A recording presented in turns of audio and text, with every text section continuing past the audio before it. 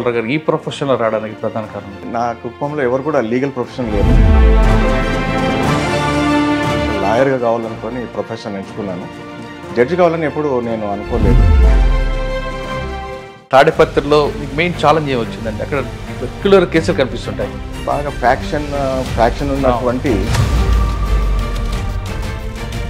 కత్తిమీదతో సామాన్. ఒక జ్యుడిషియల్ ఆఫీసర్గా ఫ్యాక్షన్స్లకు నుంచి ఎంత మర్యాద పొందాలో అక్కడ అంత మర్యాద పొందాలి. బయట వరకే ఫ్యాక్షన్, లోపలికి వస్తే నార్మల్ మ్యాన్. బయట ఏం చేస్తారో మనకు తెలియదు. కాబట్టి మనం ధైర్యంగా పనిచేయగలిగినాం అక్కడ. సార్, మీరు పనిచేసిన కాలంలో ఒక మంచి జడ్జిమెంట్ చెప్పగలరు? ఇదే తాడిపత్రి ఉదాహరణ చెప్తాను మీకు. మున్సిపల్ కార్పొరేషన్ మీటింగ్ జరుగుతుందంట. సమావేశంలో ఏదో గలాట జరిగింది. ఆ టేబుల్ మీద ఉన్నటువంటి ఒక గాజు బాటిల్ తీసుకొని విసిరి కొట్టడం జరిగింది.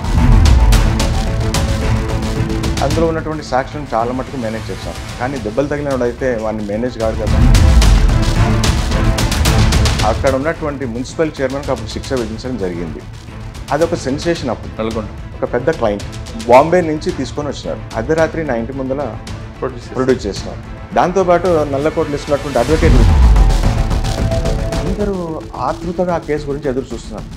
ఇంక్లూడింగ్ జ్యుడిషియల్ ఆఫీసర్స్, అడ్వకేట్స్, మా ప్రిన్సిపల్ డిస్ట్రిక్ట్ జడ్జ్ ఏం చేస్తాడు, రాజగోపాల్ వీనికి ఏం చేస్తాడు, బెయిల్ ఇస్తాడా? సార్ వీడు ఇంత ముదురు క్యాండిడేట్ సార్ వీడు. నా ముందరనే ఒక కేంద్ర మంత్రికి ఫోన్ చేసి మాట్లాడుతున్నాడు. అయినప్పుడు కూడా మనం చట్ట ప్రకారం మనం నడుచుకున్నాము. సార్, 120B ప్రూవ్ చేయడం ఇంపాసిబుల్ అంటారు. కానీ ఎందుకంటే ఖచ్చితంగా తీసుకొస్తుంటారు పోలీసు, ఇంకా వేరే సెక్షన్ పెట్టారు. సీసీ కెమెరాలు లేవు, లేదా రికార్డింగ్స్ లేవు. ఎట్లా ప్రూవ్ చేస్తారు? 302 ఉంటుంది, 201 ఉంటుంది. అంటే ప్రజల్లో నా వ్యవస్థ మీద నమ్మకాన్ని కోల్పోయే విధంగా కూడా సన్నివేశాలు కనిపిస్తుంది. ఏ వ్యవస్థ అయినా కూడా, ఏ డైరెక్టర్ కానీ, ఏ మనిషి కానీ ఒక వ్యవస్థని మీద నమ్మకం కోల్పోదు. వీధిలో ఇద్దరు గొడవ పడుతుంటే తెలుసుకుందాం, కోర్టులో తెలుసుకుందాం అంట. అంతేగాని నువ్వు ఇంకెక్కడో సినిమా థియేటర్లో తెలుసుకుందామా, లేకుంటే హోటల్లో తెలుసుకుందాం. ఆ వ్యవస్థ మీద ఉన్న నమ్మకం. మీరు చూస్తున్న కేసులు ప్రజలకు అవగాహన లేని కేసులు ఎలా? మన దేశంలో 140 కోట్ల మంది ప్రజలు. చట్టం ఏమనుకుంటుందంటే మనకు నిజంగా తెలియదు, ప్రజలకు తెలియదు, చదువుకున్న మేధాలకు తెలియదు. ఆ చట్టం ఎప్పుడైతే మనం ఫాలో కాలేమో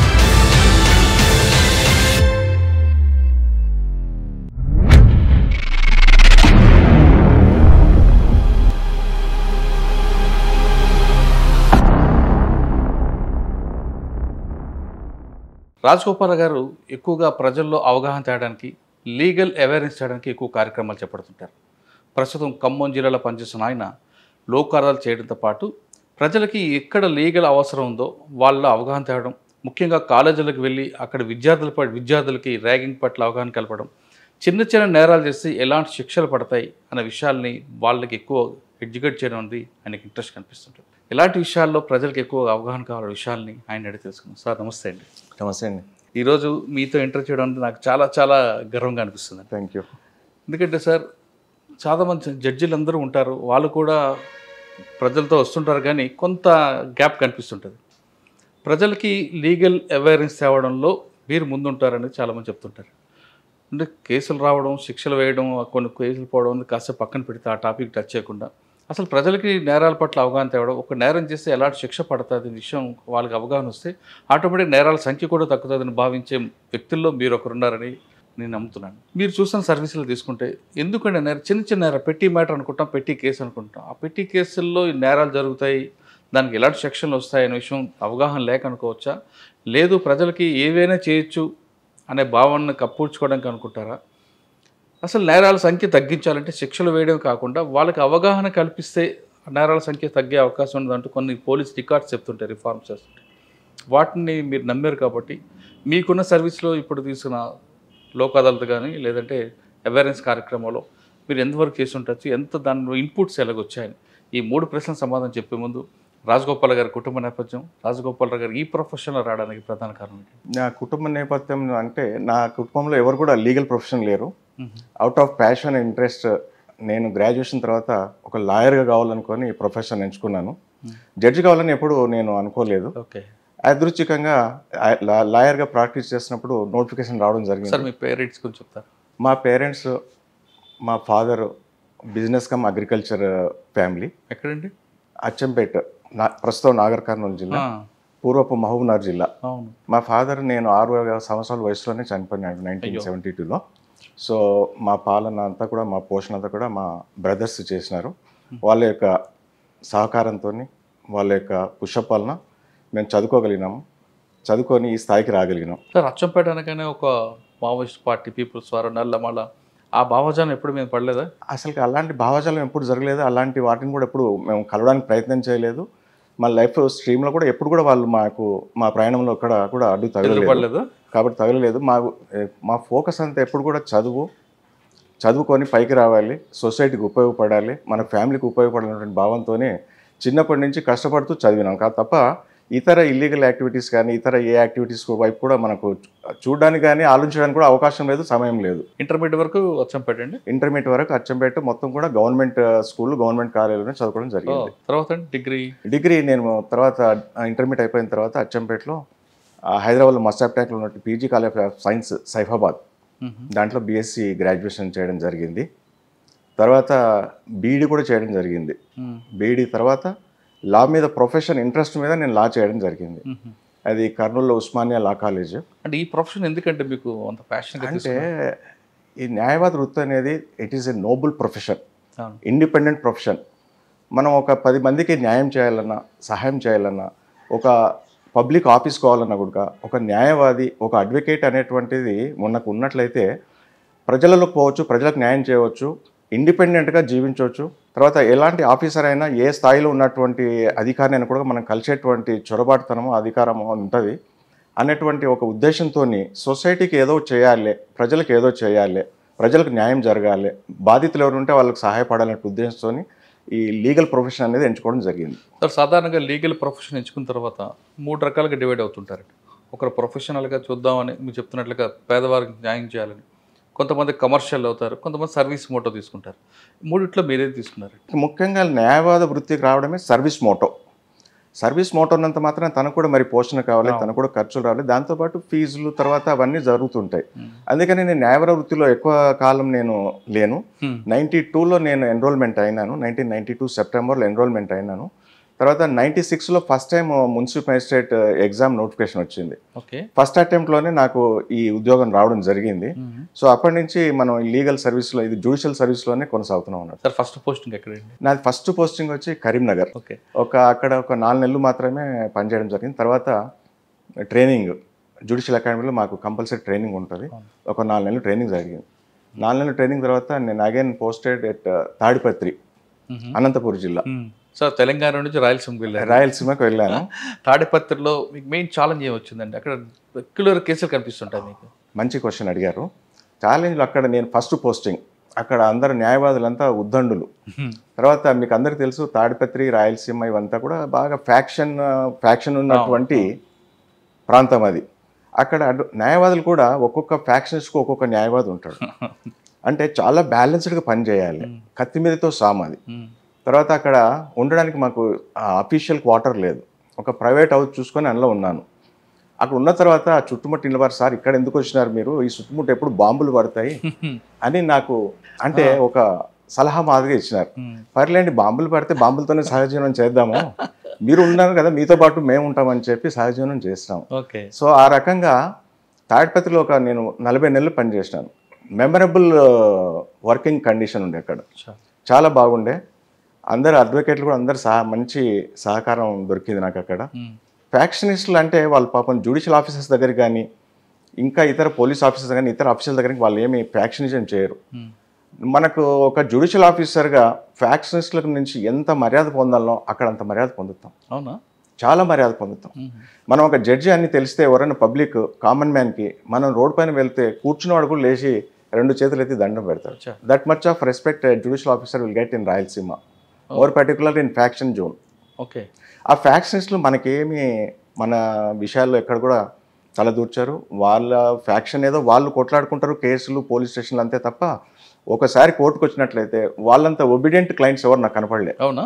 అదే షర్ట్ బటన్ పెట్టుకొని లోపలికి వస్తారు కదా. షర్ట్ బటన్ పెట్టుకొని లోపలికి రావడం కాకుండా వాళ్ళు అడ్వకేట్ని అడుగుతారు, జడ్జి గారు మూడు ఇట్లా ఉంది, అవునా, నేను ఇప్పుడు లోపలికి రావచ్చా, నేను వస్తే నాకు పరిస్థితి ఏంది, జడ్జి గారు నా మీద ఏమన్నా సీరియస్గా ఏమన్నా కామెంట్ చేస్తారా, లేదా నా మీద ఏమన్నా గుసగా ఉంటారా అనేటువంటి విచారణ చేసుకొని ఆ డోర్ నుంచి తొంగి తొంగి చూస్తూ కోర్టు హాల్లోకి వచ్చినటువంటి సందర్భాలు అనేకం చూశాను నేను. అంటే బయట వరకే ఫ్యాక్షనిస్ట్, లోపలికి వస్తే నార్మల్ మ్యాన్. బయటికి వస్తే ఫ్యాక్షనిస్టులు ఉండొచ్చు, బయట ఏం చేస్తారో మనకు తెలియదు. అది కోర్టులో మాత్రం చాలా సిన్సియర్గా ఒబీడియంట్గా అట్లాంటి ఫ్యాక్షనిజం ఇక్కడ ఏం చూపెట్టారు వాళ్ళు.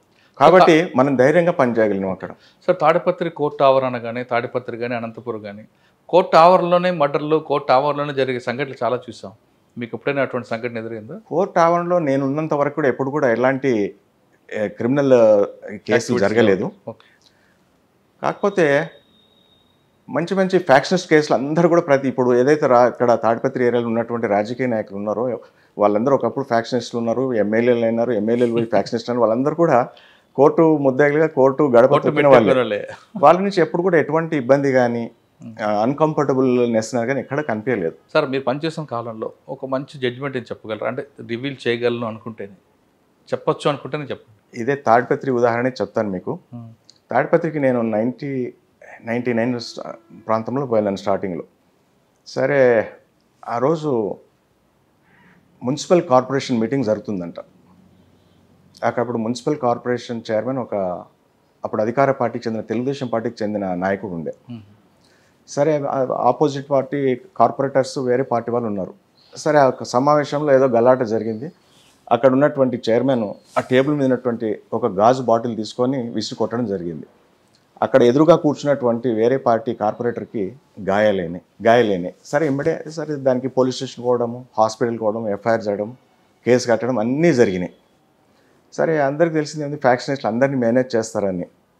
అందులో ఉన్నటువంటి సాక్షులను చాలా మటుకు మేనేజ్ చేసినారు. కానీ దెబ్బలు తగిలినవాడు అయితే వాడిని మేనేజ్ కాడు కదా, వాని గాయం అయితే వాడిని గుర్తు చేస్తుంటుంది. వాడు వచ్చి ఉన్న సంఘటన మొత్తం యథార్థంగా చెప్పినాడు. అంతేకాకుండా ఆ కేసులో ఏ సాక్షి కూడా ప్రాసిక్యూషన్కి సపోర్ట్ చేయలేదు. అతని సాక్ష్యం ఉంది. తర్వాత అతనికి ఏదైతే దెబ్బలు తగిలితే ట్రీట్మెంట్ ఇచ్చిన గవర్నమెంట్ డాక్టర్ ఉన్నాడో ఆయన సాక్ష్యం.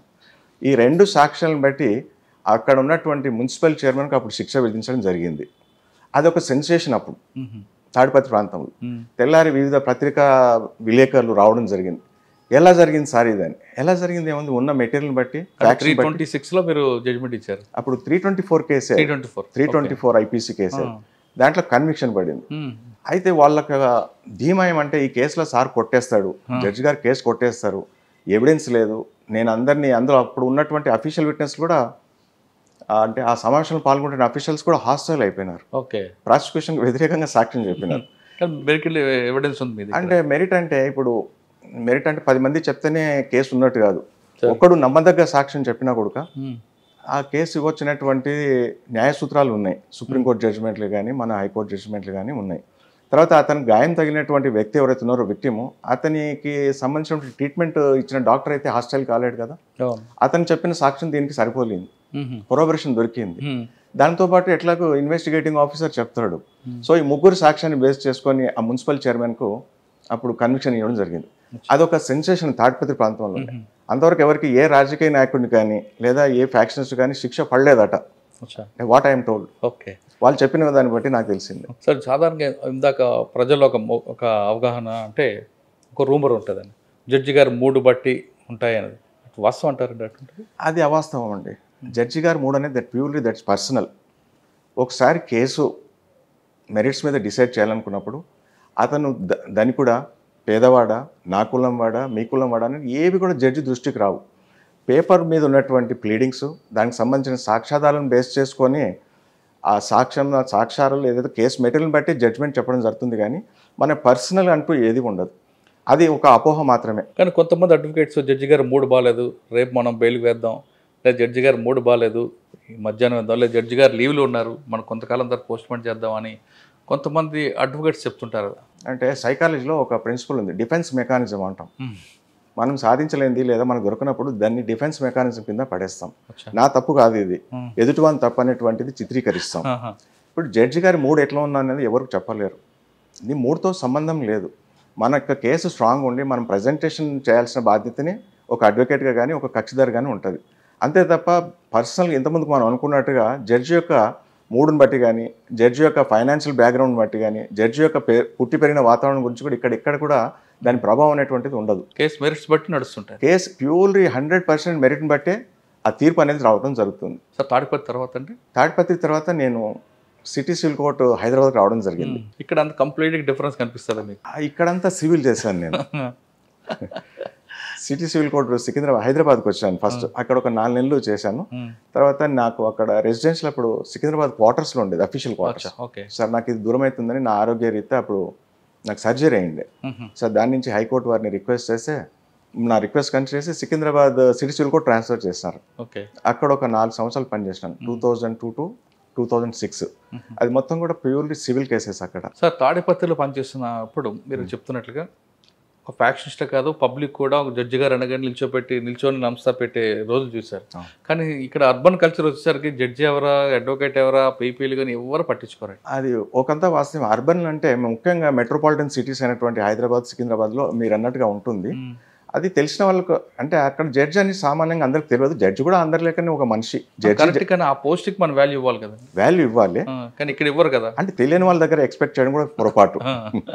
ఎవరవనండి ఆ సీట్కి అయితే మనం రెస్పెక్ట్ ఇవ్వాల్సింది. సీట్కి రెస్పెక్ట్ ఇవ్వాల్సింది. ఎవరైనా సీట్కి రెస్పెక్ట్ ఇవ్వాలి. అక్కడ వ్యక్తికి కాదు రెస్పెక్ట్ ఇచ్చింది, ఆ చైర్కి మనం రెస్పెక్ట్ ఇస్తున్నాం, ఆ క్రౌన్ చైర్కి రెస్పెక్ట్ ఇస్తున్నాం. ఎంత పెద్ద అంటే మన వయసులో చిన్న ఉన్నా కూడా, మన అనుభవంలో చిన్న ఉన్నా కూడా పెద్ద పెద్ద అడ్వకేట్స్, సుప్రీంకోర్టు అడ్వకేట్స్ వస్తుంటారు ఒక్కొక్కసారి, మన హైకోర్టు అడ్వకేట్స్, వాళ్ళందరూ కూడా వచ్చి చేతికి దండం పెడుతున్నట్టు నాకు స్వయంగా పెడుతున్నట్టు కాదు. మనం కూర్చున్నటువంటి చైర్కి, క్రౌన్ చైర్కి సంతకం పెడతాం. అదేదో పాపం పెద్ద మనిషి వచ్చిందని మనమేమి పొంగిపోవాల్సిన పని లేదు. మన చైర్కి నమస్తే పెడుతున్నాడు. సో మన చైర్కి నమస్తే అంటే ఈ చైర్కి గౌరవం పెంచాల్సిన బాధ్యత అక్కడ కూర్చున్నటువంటి ఆ జడ్జి మీద ఆధారపడి ఉంటుంది. సార్ సివిల్ కేసులు అనగానే సాధారణంగా ప్రొలాంగ్ అవుతుంటాయి, ఎక్కువగా వాయిదాలు అవుతుంటాయి అంటారు, వాస్తవం అంటారండి? అంటే సివిల్ ప్రొలాంగ్ అవుతుంది అనేది వాస్తవమే. కాకపోతే మనం ఎక్కడ కూడా తప్పు చేయడానికి అవకాశం ఉండకూడదు. ప్రతిదీ ప్రొసీజర్ ప్రకారమే జరగాలి. ప్రతి ఒక్కరికి కూడా ప్రతి చోట అవకాశం ఇవ్వాలి. ఒకరికి అవకాశం ఇవ్వకుండా నెక్స్ట్ స్టెప్ పోనీక లేదు. పోతే మళ్ళీ పైకోర్టు పోయినా కూడా మళ్ళీ తిరిగి వెనక్కి వస్తుంది. అంటే ముందుకు పోయినామని పేరే కానీ మళ్ళీ వెనక్కి వస్తుంది. కాబట్టి ప్రొసీజర్ ప్రకారము ప్రతి స్టెప్ కంపల్సరీ ఫాలో అవుతూ పోతుండాలి. అంటే ఇంకొకటి మీరు అన్నదానికి డిలే అవుతుందంటే వాస్తవం. దానికి కారణాలు కూడా జడ్జి తర్వాత పాపులేషన్ రేషియో తక్కువ ఉంది మన దేశంలో. ఎన్ని పెరిగినా కూడా దాంతోపాటు లిటిగేషన్ కూడా పెరుగుతుంది. లిటిగేషన్తో పెరుగుతున్నట్టు దాని లిటిగేషన్ పెరిగినంత పర్సెంటేజ్ ప్రకారంగా ఈ జడ్జి రేషియో పెరగట్లేదు. కాబట్టి ఒక్కొక్క జడ్జికి పని భారం అనేటువంటి చాలా ఎక్కువైపోతుంది. సో ఎంత చేయాలనో అంతకంటే ఆప్టిమం చేసినా కూడా మనం ఇంకా పెండెన్స్ అనేది పెరుగుతుంది కానీ తరుగుతలేదు. ఈ మధ్యకాలంలో హైకోర్టు తర్వాత మన సుప్రీంకోర్టు వాళ్ళు తీసుకున్న చర్యలను బట్టి పాత కేసులన్నిటి కూడా ఓ రకంగా కడిగేయడం జరుగుతుంది. అంటే స్పీడప్ చేసి ఇట్లు న్యాయవాదులకు అవగాహన కలిగిస్తూ, కక్షిదారులకు కూడా అవగాహన కలిగిస్తూ, ఇది పాత కేసు, మీకు వాయిదాలు దొరకవు, మీరు ఖచ్చితంగా చేయాల్సినటువంటి ఒక పట్టుదలతోనే అందరూ ఈరోజు న్యాయమూర్తులు పనిచేస్తున్నారు. దాని నుంచి మంచి ఫలితాలు కూడా కనిపిస్తున్నాయి. సార్ అదేవిధంగా మీరు చెప్తున్నట్లు రేషియోతో పాటు ఇన్ఫ్రాస్ట్రక్చర్ కూడా చాలా తక్కువ అనిపిస్తుంటుంది, వాస్తవం అంటారు? ఇన్ఫ్రాస్ట్రక్చరు మీరు అన్నట్టు వాస్తవమే. మనకు హైదరాబాద్ లాంటి సిటీస్లో కోర్టు ఇన్ఫ్రాస్ట్రక్చర్ బాగుంది, అయినా ఇంకా బాగుపడాలి. కక్షిదారులకు సరైనటువంటి కూర్చోనికి ప్రదేశం లేదు, వాళ్ళకి తాగడానికి మంచినీటి వసతి లేదు, నీడ లేదు, చిన్నపిల్ల తల్లులు వచ్చి వాళ్ళు కూర్చొని బేబీ ఫీడింగ్ ఇవ్వడానికి వసతులు. అయినప్పటికీ కూడా మన హైకోర్టు వాళ్ళు చాలా మటుకు మంచి సౌకర్యాలు ఏర్పాటు చేయడానికి ప్రయత్నం చేస్తున్నారు. కక్షిదారులకే కానీ, న్యాయవాదులకే కానీ, ఇక్కడ పనిచేసేటువంటి సిబ్బంది కానీ ఎట్లాంటి ఇబ్బందులు కలగకుండా ఇన్ఫ్రాస్ట్రక్చర్ డెవలప్మెంట్ చేయాలని ప్రతి సంవత్సరం ఏదో ఒక డెవలప్మెంట్ యాక్టివిటీ చేస్తూనే ఉన్నారు. సార్ ఒక దేశం అభివృద్ధి చెందాలంటే, ఆ దేశాన్ని మనం డెవలప్మెంట్ కంట్రీగా చూడాలంటే ఆ దేశంలోని కన్వర్షన్ రేట్ని ఎక్కువగా బేస్ చేసుకొని చూపిస్తుంటారు. కానీ మన దగ్గరకు వచ్చేసరికి ఆ ప్రాబ్లం ఎక్కడో కరెక్టే. మన దగ్గర కన్విక్షన్ రేట్ అనేది తక్కువ ఉంది. దానికి చాలా కారణాలు ఉన్నాయి. కర్నూలు చావుకు చాలా కారణాలు అని చెప్తాం కదా. మీరు అన్నట్టు ఫస్ట్ ఒక డిలే ఒకటి. ఇప్పుడు ఉదాహరణకు ఒక కేసు చెప్తాను.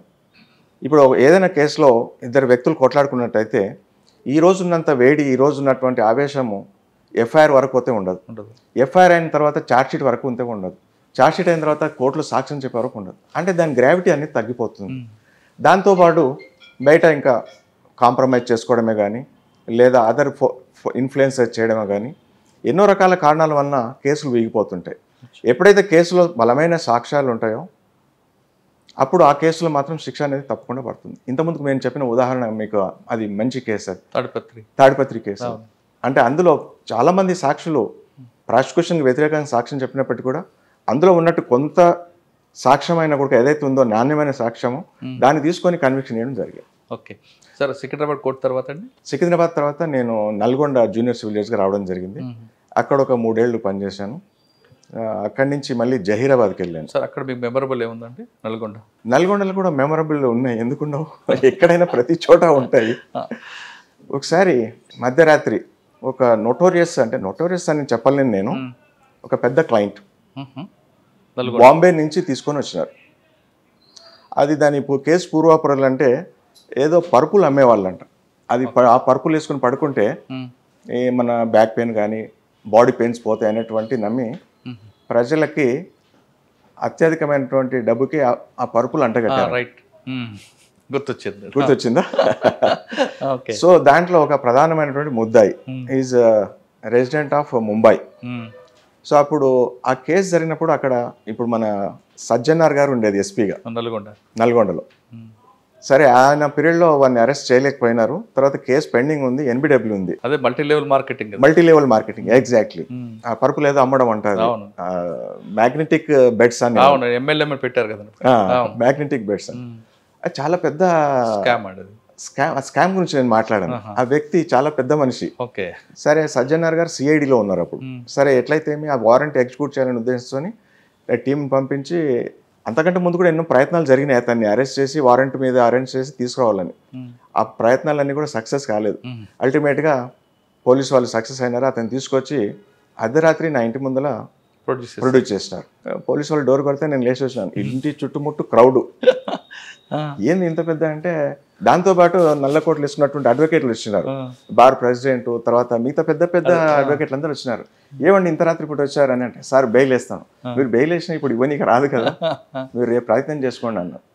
సరే అని అందరూ ఆతృతగా ఆ కేసు గురించి ఎదురు చూస్తున్నారు, ఇంక్లూడింగ్ జ్యుడిషియల్ ఆఫీసర్స్, అడ్వకేట్స్, మా ప్రిన్సిపల్ డిస్ట్రిక్ట్ జడ్జ్. ఏం చేస్తాడు రాజగోపాల్, వీనికి ఏం చేస్తాడు, బెయిల్ ఇస్తాడా, రిమాండ్ పంపిస్తాడా? అందరికి అంటే ఎవరికి తోచినట్టు వాళ్ళు ఊహించుకుంటుంటారు కదా, ఎందుకంటే అక్కడ ఉన్నటువంటి క్లయింట్ పెద్దవాడు. అతను సరే, నేను యాజ్ పర్ ప్రొసీజర్ నేను ఆ రాత్రి రిమాండ్కి పంపించినాను, రేపు మార్నింగ్ మీరు ఏదంటే కోర్టులో, రెగ్యులర్ కోర్టులో మీరు బెయిల్ మూవ్ చేసుకోండి అని చెప్పి నేను రిమాండ్ రాసి పోలీసు వాళ్ళకి వారెంట్ ఇచ్చేసి జైలు పోకంటే ముందే అతను నా ఆరోగ్యం బాగలేదు, నా గుండె నొప్పేస్తుందని చెప్పి గవర్నమెంట్ హాస్పిటల్కి పోయినాడు. ఆ డాక్టర్ నాతో చెప్తాడు, సార్ వీడు ఇంత ముదురు క్యాండిడేట్ సార్ వీడు. నా ముందరనే ఒక కేంద్ర మంత్రికి ఫోన్ చేసి మాట్లాడుతున్నాడు. సో ఈ రకంగా నన్ను ప్యానిక్ చేసినాడు సార్. బట్ నేనేం చేయలేను, నాకున్న ట్రీట్మెంట్ నేను చేసినాను. అండ్ హార్ట్ పేషెంట్ కాదు సార్ అతను, నాకు తెలుసు, నేను ఒక కార్డియాలజిస్ట్గా నేను చెక్ చేసినాను, ఏం ప్రాబ్లం లేదని చెప్పి నేను సర్టిఫికేట్కి ఇచ్చినాను. అయినా అతనుకున్న ఇన్ఫ్లుయెన్స్ ద్వారా నన్ను ఇన్ఫ్లుయెన్స్ చేయాలని నేను ఇన్ఫ్లుయెన్స్ కాలేదన్నాడు. సో ఆ రకంగా అతని చాలా దృష్టి ఉండే ఆ కేసు మీద. అయినప్పుడు కూడా మనం చట్ట ప్రకారం నడుచుకున్నాము. తర్వాత సార్ బెయిల్ సంగతి అది రెగ్యులర్ కోర్టులో జరిగింది. సార్ అటువంటి కేసులు వచ్చినప్పుడు ఏం చేస్తారండి? గవర్నమెంట్ హాస్పిటల్ రిఫర్ చేస్తారా మీరు? జనరల్గా గవర్నమెంట్ హాస్పిటల్కే రిఫర్ చేస్తారు. కొంతమంది ప్రైవేట్ హాస్పిటల్కి కావాలంటారు కదా, ట్రీట్మెంట్ అక్కడ లేదు అని. అది వాళ్ళు అడగడం కాదు, మనకు ప్రభుత్వ హాస్పిటల్ ఉంది, జనరల్ హాస్పిటల్ ఉంది, దాంట్లో ఒక 500 మంది పేషెంట్స్ ఉంటారు, క్వాలిఫైడ్ డాక్టర్స్ ఉంటారు. ఒకవేళ అతనికి సంబంధించిన వ్యాధి జబ్బు ఏదైనా ఇక్కడ ట్రీట్మెంట్ కాకుండా వాళ్ళు హయ్యర్ సెంటర్కి రెఫర్ చేసేవచ్చు. సరే, అతనికి కార్డియాక్ పేషెంట్ ఉన్నాడు, లేదా బైపాస్ సర్జరీ చేయాలి, లేక స్టంట్ వేయాలి, ఇక్కడ మన ఈ లోకల్ హాస్పిటల్ ఆ ఫెసిలిటీ లేదనుకున్నప్పుడు అక్కడ సంబంధించిన డాక్టర్ అతన్ని ఎగ్జామిన్ చేసి హయ్యర్ సెంటర్కి రెఫర్ చేసే అధికారం వాళ్ళకు ఉంటుంది. సార్ ఇప్పుడు మీరు చెప్తున్నట్టు నైట్ టైం వచ్చి తలుపులు కొడతారండి పోలీసులు, మీకు ఇబ్బంది ఉంటుంది అంటే ఇప్పుడు ఫ్యామిలీ ఇవన్నీ ఉంటారు కదా, రాత్రి వచ్చి ప్రొడ్యూస్ చేయాలి సార్ అని? ఇబ్బంది ఏమని కాదండి, మనం డెడికేటెడ్గా కమిట్గా ప్యాషన్ కొద్దీ ఉద్యోగం చేస్తున్నాం. జీతం గురించి కాదు ఉద్యోగం చేయడం, ప్యాషన్ కోసం. కాబట్టి అర్ధరాత్రి పూట వచ్చినా అపరాత్రి వచ్చినా అట్లాంటి ఇబ్బంది ఏమి ఉండదు. అంటే పోలీసులు కాకుండా కొంతమంది కక్షిదారు కూడా వస్తారు సార్, అయ్యా మాకు న్యాయం చేయండి అని. అటువంటి కక్షిదారులు ఎవరు కూడా రారండి. పోలీస్ వాళ్ళు మాత్రం రిమాండ్స్ తీసుకొని వస్తారు, ఎఫ్ఐఆర్స్ తీసుకొని వస్తుంటారు. తర్వాత ఇలాంటి వారెంట్స్ ఎగ్జిక్యూట్ చేసినప్పుడు కూడా తప్పదనుకున్నప్పుడు అర్ధరాత్రి పూట తీసుకొని వస్తుంటారు.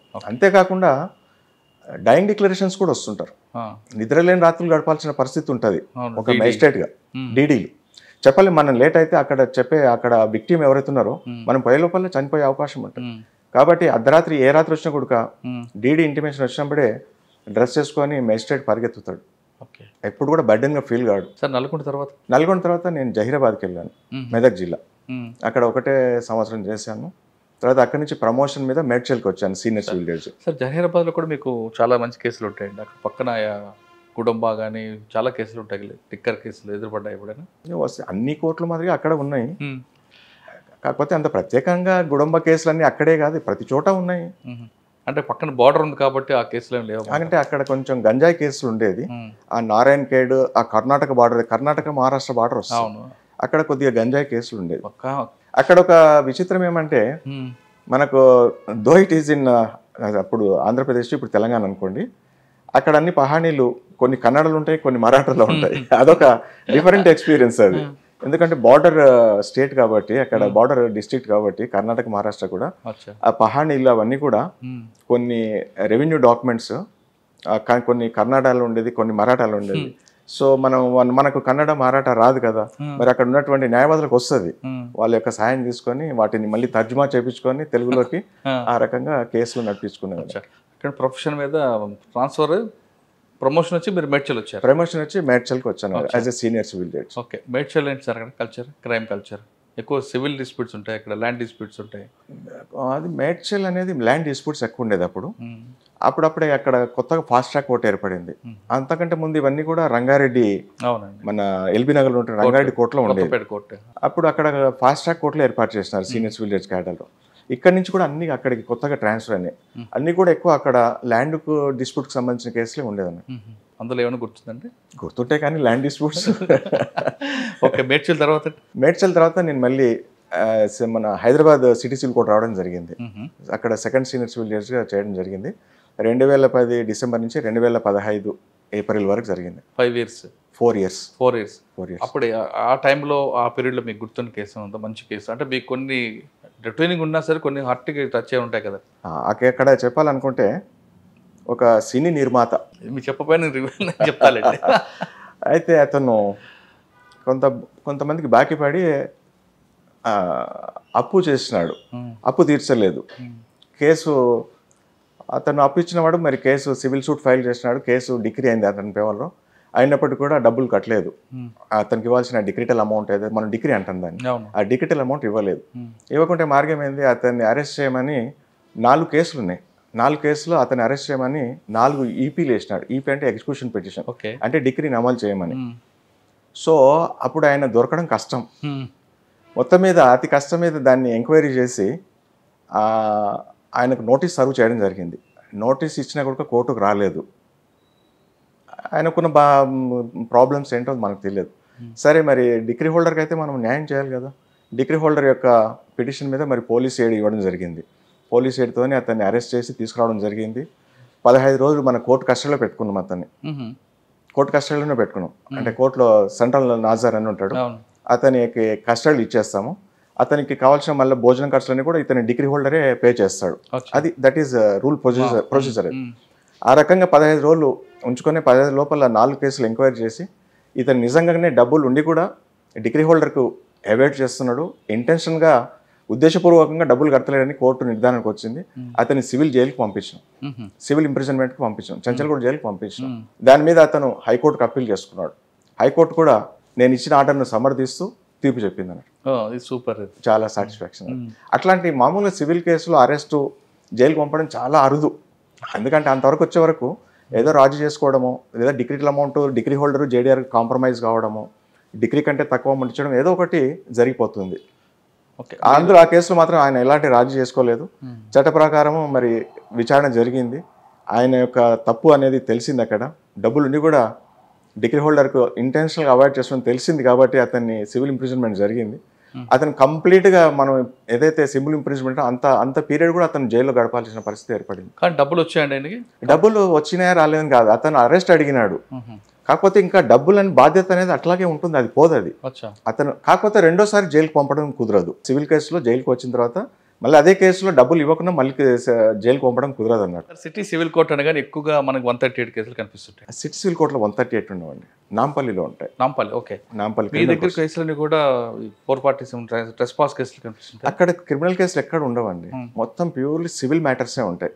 అంటే ప్రాపర్టీ సిటీ సివిల్ కేటగిరీ అదే మన దివాన్ దేవుడి దగ్గర, మదీనా దగ్గర, హైకోర్టు దగ్గర, పురాణ పూల్, అక్కడ క్రిమినల్ కేసులు అంటూ ఉండవు. ఒకప్పుడు ఉండేది, లాంగ్ బ్యాక్. అది మేము సర్వీస్లోకి రాకముందుకు. అచ్చా.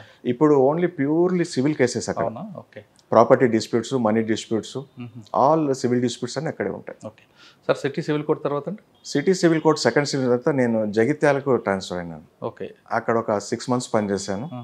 అప్పుడే నా అదృష్టం కొద్దీ అక్కడ పుష్కరాలు వచ్చినాయి, గోదావరి పుష్కరాలు. ఓకే. అది నాకు అనిపిస్తుంది, ఆ గోదావరి పుష్కరాల గురించి నేను అక్కడ పోయిందేమో అనిపిస్తుంది. సరే, గోదావరి పుష్కరాలు అయిపోయాక మళ్ళీ నాకు హైకోర్టు వారు ట్రాన్స్ఫర్ చేసినారు. మళ్ళీ నాంపల్లి క్రిమినల్ కోర్టు రావడం జరిగింది. ఇక్కడ ఏమున్నాయండి సార్? ఇక్కడ నాంపల్లి క్రిమినల్ కోర్టులో? నాంపల్లి క్రిమినల్ కోర్టులో ఉన్నప్పుడు ఒక నోటోరియస్ దొంగ, అది క్రిమినల్ అందాం, అతని మీద 350 కేసులు ఉంటాయండి. సరే, మేము ప్రతి వారం ప్రతి శనివారం జైలుకి వెళ్ళాల్సిన పరిస్థితి ఉండేది అప్పుడు. అంటే టెస్ట్ ఐడెంటిఫికేషన్ పీరియడ్, ముద్దాయిల యొక్క గుర్తింపు కార్యానికి మేజిస్ట్రేట్ వెళ్ళేవాడు. అతను వచ్చి చెప్పేవాడు, సార్ నా దగ్గర 350 కేసులు ఉన్నాయి నా పైన. వాడు అతనికి సిఆర్పిసి అలవోకగా చెప్పేవాడు. కుదిరిపోయాడు అయితే. అని నాకు ఒక అడ్వకేట్ కూడా, క్రిమినల్ ప్రాక్టీస్ చేసే అడ్వకేట్ కూడా అంత ప్రొవిజన్స్ అంత గట్టిగా చెప్పే సాహసం చేయడేమో. అతను చెప్తుంటే నాకే ఆశ్చర్యం కలిగింది. అరే నీకు ఎట్లా తెలుసు ఇవన్నీ అడిగాను. అప్పుడు చెప్తున్నా, సార్ నా పైన 350 కేసులు ఉన్నాయి, కోర్టు చుట్టూ తిరుగుతున్నాను, వచ్చినప్పుడల్లా ఒక ప్రొవిజన్ నేర్చుకుంటున్నాను సార్ అంటున్నాడు. సరే, అవుట్ ఆఫ్ ది రికార్డ్ అడిగాను, మరి 350 కేసులు ఉన్నాయి కదా, 350 కేసులు నువ్వు నిజంగా ఇన్వాల్వ్మెంట్ ఉందా అనేది? 350 కేసులు చేసినట్టు. సార్ అమ్మ తోడు నేను 350 కేసులు చేయలేదు, కొన్ని కేసులు చేసిన, నేను ఒప్పుకుంటున్నాను. ఈ కేసు చేశాను, ఈ కేసు చేయలేదు, ఈ కేసు చేయలేదు, ఈ కేసు చేయలేదు అని. అంటే అతనికి ఉన్నటువంటి ప్రాబ్లం మనకు చెప్పుకుంటున్నాడు. కానీ చాలా మంది క్రిమినల్స్ కూడా సినిమా కష్టాలు చెప్తుంటారండి, మీరు నమ్ముతారా? సినిమా వేరు, నిజ జీవితం స్టోరీస్ అన్ని అదే విధంగా ఉంటుంటాయి కాదండి. సినిమాలో చూపించేది నిజ జీవితంలో ఉండే కేసులకు ఎటువంటి పొంతన కానీ పోలిక కానీ ఉండదు. సినిమాలో జరిగేటువంటి కోర్ట్ ప్రొసీడింగ్స్ కూడా మనకు నిజానికి చాలా, వాస్తవానికి చాలా దూరంగా ఆర్డర్ అని అరుస్తుంటారు కదా కోర్టులో. సినిమాలో ఎవరే కానీ సినిమా కోర్టు సీన్ చూసి మన రియల్ కోర్టులు చూస్తే ఇదేంది ఇంత బోర్గా ఉంది కోర్టు అనుకుంటారు. సో రియల్ కోర్టుకి సినిమా కోర్టుకి చాలా తేడా ఉంటుంది. అక్కడ ప్రేక్షకులను ఆకట్టుకోవాలనే ఉద్దేశంతోనే అక్కడ డైరెక్టర్, నిర్మాత కొన్ని సన్నివేశాలు క్రియేట్ చేస్తాడు. కానీ న్యాయ వ్యవస్థ మీద నమ్మకాన్ని కోల్పోయే విధంగా కూడా కొన్ని సీన్లు క్రియేట్ అవుతుంటాయి కదా, అప్పుడు కోర్టు ఏం జోక్యం చేసుకోదు. అంటే నిజంగా కూడా ఒక్కొక్కసారి న్యాయ వ్యవస్థ మీద నమ్మకం కోల్పోయేటువంటి పరిస్థితులు వస్తున్నాయేమో అనిపిస్తుంది. ఆ న్యాయ వ్యవస్థని ఒక కామెడీగా చూపించే సన్నివేశాలు కూడా చేస్తుంటారు. కానీ అది చాలా అరుదు. అట్లా చూపెట్టాలంటే కూడా దర్శకుడు తను కూడా ఒక రకమైన భయం ఉంటుంది గుండెలో, మైండ్లో. కోర్టుకు ఏదైనా వ్యంగ్యంగా చూపించాలన్నా, ఇంకే రకంగా కామెడీ పీస్గా చూపెట్టాలన్నా కూడా చాలా ధైర్యం చేయాలి. నాకు అనుభవం కొద్దీ నేను ఎప్పుడు కూడా అటువంటి సీన్ చూసిన. ఒకవేళ అటువంటి సీన్ కానీ పెట్టినప్పుడు కోర్టు యాక్షన్ తీసుకోవచ్చా? సుమోటో తీసుకోవచ్చు. కంటెంప్ట్ అవుతుంది, అది అవహేళన చేసినట్టు, అవమానం చేసినట్టు. అంటే ప్రజల్లో నా వ్యవస్థ మీద నమ్మకాన్ని కోల్పోయే విధంగా కూడా కొన్ని సన్నివేశాలు కనిపిస్తుంది. ఏ వ్యవస్థ అయినా కూడా, ఏ డైరెక్టర్ కానీ, ఏ మనిషి కానీ ఒక వ్యవస్థని మీద నమ్మకం కోల్పోకూడదు. వ్యవస్థ పోతే టోటల్ సొసైటీ కొలాప్స్ అయిపోతుంది. ఇప్పుడు నాకు న్యాయ వ్యవస్థ మీద నమ్మకం ఉంది కాబట్టి ప్రతి ఒక్కరు ఈరోజు న్యాయ వ్యవస్థను తలుపు తడుతున్నారు. మీరు చూడండి, ఎక్కడ మనం వీధిలో ఇద్దరు గొడవ పడుతుంటే తెలుసుకుందాం, కోర్టులో తెలుసుకుందాం అంట. అంతేగాని నువ్వు ఇంకెక్కడో సినిమా థియేటర్లో తెలుసుకుందామా, లేకుంటే హోటల్లో తెలుసుకుందాం అన్నారు. కోర్టులో తెలుసుకుందాం. నీ సంగతి ఏంటంటే కోర్టు మీద ఉన్నటువంటి పబ్లిక్ ఉన్నటువంటి నమ్మకం, అది ఆ వ్యవస్థ మీద ఉన్న నమ్మకం. అవునండి. దానికి ఆ వ్యవస్థని వీళ్ళు సినిమా వాళ్ళ డబ్బుల కోసం రకరకాలుగా మారుస్తుంటారు కదండి. అటువంటి సన్నివేశాలు చూసినప్పుడు మీకు ఏమనిపిస్తుంటుంది? అలాంటి సన్నివేశాలు నేను ఇంతవరకు ఎప్పుడు చూడలేదు. కోర్టును కించపరిచినట్టు కానీ, కోర్టును వ్యంగ్యంగా ఒక పొజిషన్లో బెంచ్ మీద కూర్చొని జడ్జి గారిని ఒక కామెడీగా చూపించడం కొన్ని సన్నివేశాలు కనిపిస్తుంటాయి. అది అలా ఎవరు చేసినా తప్ప అది. ఎందుకంటే ఒక జడ్జి ఆ సీట్లో కూర్చోవడం చాలా బాధ్యతాయుతంగా వ్యవహరించాల్సింది ఉంటుంది. ఒక బాధ్యతగా ఉన్నటువంటి వ్యక్తిని అట్లా వ్యంగ్యంగా చూపించడం చాలా పొరపాటు. ఎందుకంటే అది పబ్లిక్ కోర్ట్. అది మనము కోర్ట్ అనేది పబ్లిక్ కోర్ట్, అది ఎవరికైనా యాక్సెసిబిలిటీ ఉంటుంది. ఇట్లా న్యాయవాదులు వస్తుంటారు, తర్వాత కక్షిదారులు వస్తుంటారు, కేసు ఏం జరుగుతుంది ఎవరికైనా యాక్సెసిబుల్ ఉంటుంది. అక్కడ ఉన్నటువంటి ఒక న్యాయమూర్తి ఏదైతే ఉన్నాడో అక్కడ సెంటర్ ఆఫ్ ది అట్రాక్షన్ ఆ కోర్టులో. ప్రతి ఒక్కరూ న్యాయమూర్తి దిక్కే చూస్తుంటారు.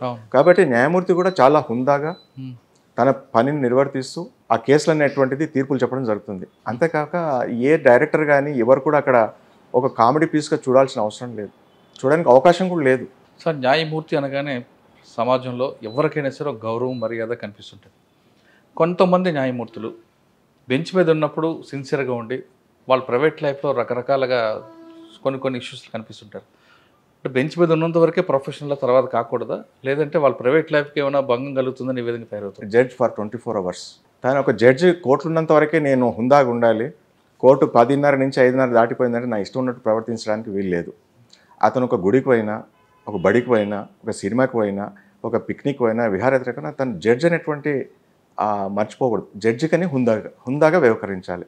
Right. మనకు అది కోడ్ ఆఫ్ కండక్ట్ అదే చెప్తుంది అది. కానీ మీరు బయటకు వచ్చిన తర్వాత ఒక సమాజం మిమ్మల్ని అబ్జర్వ్ చేస్తుంది అనే విషయాన్ని మీరు ఎప్పుడు దృష్టిలో పెట్టుకోవాలంటారు? సమాజం అబ్జర్వ్ చేసినా చేయకున్నా కూడా ప్రపంచం అంతా నన్నే చూస్తుంది కాబట్టి నేను సక్రమంగా ఉండాలి, నా బిహేవియర్ కరెక్ట్ ఉండాలి.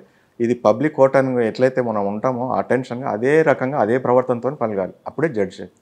బయటకు పోయినాక జడ్జి వేరే రకంగా ఉండడానికి అవకాశం లేదు. జడ్జికి రెండో లైఫ్ లేదు, ఒకటే లైఫ్. కానీ ప్రైవేట్ లైఫ్ కొంత మిస్ అవుతుంది కదండి. కొంతగా చాలా మిస్ అవుతుంది, చాలా మిస్ అవుతుంది. బయట ఫ్యామిలీతో వెళ్ళాలన్నా చాలా విషయాలు ప్రోటోకాల్ ఉంటుంది. ఆ ఫ్యామిలీతో వెళ్ళొచ్చు, ఏమి ఇబ్బంది కాదు. కాకపోతే వర్క్ పని ఒత్తిడి వలన ఒక్కొక్కసారి ఫ్యామిలీని పట్టించుకోమను. మన పిల్లల చదువు గురించి మనం కేర్ తీసుకునే అవకాశం ఉండదు. మనకు ఒకసారి ఇంట్లో ఫ్యామిలీ మెంబర్స్ ఆరోగ్యం బాగాలేకుండా పోయి చూసి పలకరించేటువంటి అవకాశం ఉండదు. మన ఇంట్లో క్లోజ్ ఫ్యామిలీ మెంబర్ది పెళ్ళి ఉన్నా ఇంకేదైనా ఫంక్షన్ కూడా పోయేటువంటి అవకాశం ఉండదు. సో ఆ రకంగా ఏమైతుందంటే ఫ్యామిలీ లైఫ్కి రిలేషన్స్కి కొద్దిగా దూరం జరుగుతాం. ఎవరు లేకుండా హాయిగా భార్యనో పిల్లలు తీసుకున్న మార్కెట్కి వెళ్దామన్న సరదా కూడా ఉంటుంది కదా. వెళ్ళొచ్చు, వెళ్ళకూడదని ఏం లేదు. భార్య పిల్లలతో మార్కెట్కి వెళ్ళొచ్చు, టెంపుల్కి వెళ్ళొచ్చు, సినిమాకి వెళ్ళొచ్చు, షికార్కి వెళ్ళొచ్చు, వెళ్ళకూడదని ఏం లేదు. కాకపోతే ఎక్కడ పోయినా కూడా మనం ఒక జడ్జి అనేటువంటి ప్రోటోకాల్ కనిపిస్తుంటుంది కాబట్టి సివిలియన్స్ అందరూ అటెన్షన్ మీ మీద ఉంటుంది కదా. ప్రోటోకాల్ ఏముండదండి. ప్రోటోకాల్ మనం పెట్టుకుంటే ఉంటుంది, మనం చెప్పకుండా పోతే ఎవరు తెలుస్తుంది? ఇప్పుడు చిన్న ఊర్లో అంటే మీరు అన్నట్టు మనం చెప్పకుండా కూడా బయటకు వెళ్తే జడ్జి గారు బయటకు వచ్చినారనేటువంటిది ఒక గుర్తింపు ఉంటుంది. అదే హైదరాబాద్లో సికింద్రాబాద్లో మనల్ని ఎవరు గుర్తుపడతారు? పెద్ద పెద్ద మహానగరాలు ఎవరు గుర్తుపడతారు? మనకు ఆ కోర్టుకు సంబంధించిన వ్యక్తులు తప్ప థర్డ్ పర్సన్ గుర్తుపట్టే అవకాశం ఉండదు కదా. కాబట్టి అక్కడ ఎవరు గుర్తుపట్టినా గుర్తుపట్టకుండా కూడా మనం జడ్జి అనేటువంటిది 24/7 మన మైండ్లో ఉండాల్సిందే, ఆ రకంగా ప్రవర్తించాల్సిందే. ఓకే సార్, నాంపల్లి తర్వాత అండి? నేను నాంపల్లి తర్వాత నాకు మళ్ళీ ప్రమోషన్ వచ్చింది డిస్ట్రిక్ట్ జడ్జిగా. డిస్ట్రిక్ట్ జడ్జిగా వచ్చి మన సిటీ సివిల్ కోర్టులో 10th అడిషనల్ చీఫ్ జడ్జిగా రావడం జరిగింది. ఓకే, ఇక్కడ నుంచి అంటే అక్కడ ఎంతకాలం పనిచేశారు? అక్కడ 2 సంవత్సరాలు పనిచేశాను. అబ్బా, ఏమున్నాయి సార్ అక్కడ? అక్కడ సివిల్ కోర్ట్ అంటే మళ్ళీ ప్యూర్లీ సివిల్ కేసులే. అయితే జిల్లా జడ్జికి వచ్చినాక బాధ్యత ఎక్కువ ఉంటుంది. మేజిస్ట్రేట్ కంటే కూడా, జూనియర్ సివిల్ జడ్జి కంటే కూడా, సీనియర్ సివిల్ జడ్జి కంటే కూడా సిటీ సివిల్ కోర్టులో చాలా బాధ్యత ఉంటుంది. అంటే చాలా రకాలైనటువంటి కేసులు ఉంటాయి, వివిధ రకాలైనటువంటి యాక్ట్లన్నీ కూడా జిల్లా జడ్జి పరిధిలోకి వచ్చే కేసులు ఉంటాయి. కాబట్టి అక్కడ ఒక రకమైన ఫీలింగ్ అనిపిస్తుంది. మనం ఇన్నేళ్ల సర్వీస్ వచ్చి చేసినా కూడా జిల్లా జడ్జిగా బాధ్యతలు చేపట్టినప్పుడు ఒక కొత్తదనమైనటువంటి అనిపిస్తుంది. మనం ఇంకా ఎంతో నేర్చుకోవాలనేటువంటి భావన కలుగుతుంది. నాకేం తెలియదే, ఇంకా ఈ సబ్జెక్ట్ చాలా నేర్చుకోవాలనేటువంటి భావన కలిగింది అక్కడ ఒక జిల్లా జడ్జిగా. సార్, కేసులు పెండించి పెరుగుతున్నప్పుడు హైకోర్టు నుంచి కూడా మీకు ఫోన్స్ వస్తుంటాయి, కాల్స్ వస్తుంటాయి. టార్గెట్ ఉంటుందండి అందులో? ఎందుకు పెండింగ్? ఫోన్ కాల్స్ అంటూ ఏం రావు. ప్రతి ఒక్క జ్యుడిషియల్ ఆఫీసర్ కూడా టార్గెట్ ఉంటుంది. జూనియర్ సివిల్ జడ్జి క్యాడర్లో వాళ్ళకున్న మీకు ఇన్ఫ్రాస్ట్రక్చర్ లేనప్పుడు ఎలా చేస్తారు? ఇన్ఫ్రాస్ట్రక్చర్ ఉన్నా లేకున్నా కూడా మనం చేయాల్సిందే. ఉన్న ఇన్ఫ్రాస్ట్రక్చరే ఇదే అనుకొని మనం ఉన్న దాంట్లోనే గొప్పగా చేసుకోవాలి. అది ఇన్ఫ్రాస్ట్రక్చర్ లేదని మనం ఎప్పుడో వస్తుంది దానికి ఎదురు చూసుకుంటూ కూర్చుంటే ఈరోజు కేసులు ఏం కావాలండి? మనకున్న ఇన్ఫ్రాస్ట్రక్చర్లోనే, మనకున్న స్టాఫ్తోనే, మనకున్న పరిస్థితులను లోబడే మనం హైకోర్టు ఏదైతే టార్గెట్స్ ఫిక్స్ చేసిందో ఆ టార్గెట్స్ని రీచ్ కావడం కాకుండా డబుల్ ది టార్గెట్స్ రీచ్ అవుతున్నాం. మన టార్గెట్స్ ఒక 12 యూనిట్లు చేయాలనుకుంటే మేము అంతటితో ఆగిపోతలేము. నేను 12 కేసులు వచ్చినాయని నేను అప్పటికి ఆగుతలేను. ఇంకా చేయాలి, ప్రజలకు కేసుల నుంచి విముక్తి కలిగేయాలి. కక్షిదారులు ఎంతో ఆశతోని కోర్టుకు వస్తున్నారు కాబట్టి మనకు వీలైనంత మ్యాక్సిమం ఆప్టిమం లెవెల్ మనం 12 బదులు 24 చేస్తామా, 36 చేస్తామన్నటువంటి ఉద్దేశంతోనే ప్రతిరోజు రెయిన్బౌల్ కష్టపడి ఆ కేసులను డిస్పోజ్ చేయడం అనేటువంటి జరుగుతుంది. సార్, ఇప్పుడు మీరు ఫస్ట్లో చెప్పినట్లు మీ ఇచ్చిన జడ్జిమెంట్ని హైకోర్టు కూడా సమర్థించింది అనుకోండి, మీరు చాలా దానికి అచీవ్మెంట్గా ఫీల్ అవుతారు. ఒకసారి హైకోర్టు కొట్టింది అనుకోండి, ఈ కాదు కరెక్ట్ జడ్జిమెంట్ కాదు, అప్పుడు మీ ఫీలింగ్స్ ఎలా ఉంటాయి? మనం దాంట్లో మన కోర్టును సమర్థించడం మాత్రం మనం పొంగిపోవాల్సిన పని లేదు. ఓకే, మనకున్న పరిధిలో మనం రాస్తుంటాం. మన కోర్టు మనం ఇచ్చిన జడ్జిమెంట్ని తప్పు పట్టిన దాంట్లో కూడా మనం బాధపడాల్సిన పని లేదు. ఎందుకంటే ఆ సందర్భాన్ని బట్టి మనకున్న పరిజ్ఞానంతో అక్కడ ఉన్నటువంటి న్యాయవాదులు, అక్కడ ఉన్నటువంటి సాక్ష్యాల యొక్క మనకు కోఆపరేషన్ బట్టి ఆ జడ్జిమెంట్ ఇవ్వడం జరుగుతుంది. కాబట్టి ఒకసారి పొంగిపోవడం కానీ ఒకసారి కుంగిపోవడం అనేది జరగదు. మీకు ఒక మంచి ఉదాహరణ చెప్తాను. నేను సికింద్రాబాద్ 11th జూనియర్ సివిల్ జడ్జిగా పనిచేస్తున్నాను. ఒక ల్యాండ్ లార్డ్ టెనెంట్ డిస్ప్యూట్ అది. వాళ్ళిద్దరూ కోర్టు కేసు వేసినారు, ల్యాండ్ లార్డ్ కోర్టులో కేసు వేసినాడు టెనెంట్ని వెకేట్ చేయమని. సరే, అల్టిమేట్గా కేసు అది ఇద్దరు రాజీ చేసుకున్నారు. రాజీ చేసుకుని టెనెంట్ నాకు కొంత టైం ఇవ్వండి, గడువు ఇవ్వండి, ఒక కొంతకాలం ఇస్తే నేను వెకేట్ చేస్తానని వాళ్ళు ఒక డిగ్రీ అవార్డు తీసుకున్నారు. మరి దాని ప్రకారం అతను అవార్డుకు కట్టుబడి ఉండలేదు, ఖాళీ చేయలేదు. చేస్తే మళ్ళీ ఈపీ వేసినారు. ఈపీ వేస్తే చాలా బిగ్ ఫైట్ అది, మంచి కమర్షియల్ ప్రాపర్టీ అది. సో ఆ కేసులో ఒక జూనియర్ సివిల్ జడ్జి నుంచి హైకోర్టు దాటి నుంచి సుప్రీంకోర్టు వరకు అయింది. సుప్రీంకోర్టులో కూడా నేను ఇచ్చిన ఆర్డర్ను ప్రివేల్ అయింది, కన్ఫర్మ్ అయింది. సుప్రీంకోర్టు ఆర్డర్ తర్వాత అతను ఫోర్స్ఫుల్గా వెకేట్ చేయించాల్సి వచ్చింది. కానీ బాగా ప్రాసెస్ అయింది ఉంటుంది, ప్రాసెస్ ఉంటుంది. మీరు అన్నట్టు ఏదైనా ప్రొసీజర్ ఫాలో కావాల్సిందే. తర్వాత all courts are over burden. Sir మీరు చెప్తున్నట్లు అటువంటి కేసుల్లో ట్రెస్పాస్ కేసులు కానీ లేదంటే వెకెట్ కేసుల్లో రెంటల్ యాక్ట్ ప్రకారం వెళ్తే ఒక ప్రొసీజర్ ఉంటుంది. కానీ కోర్టుకు వెళ్తే టైం పడుతుందని, పోలీస్ స్టేషన్కి వెళ్తే సివిల్ మెటర్ అని, ఈ రెండింటి మధ్య థర్డ్ పార్టీ వారు ఎంటర్ అవుతుంటారండి. అందుకని మనం ఇప్పుడు లీగల్ సర్వీస్ అథారిటీ అనేది మనకు వచ్చింది. దాని నుంచి కోర్టులో మనం ఎన్నెన్ని కేసులు చేయగలుగుతాం. ఇంతకుముందు మనం చెప్పుకున్నట్టుగా పాపులేషన్ జడ్జి రేషియో తక్కువ ఉంది కాబట్టి ఆల్టర్నేటివ్ డిస్ప్యూట్ రిజల్యూషన్ మెకానిజం అని తీసుకొచ్చినారు.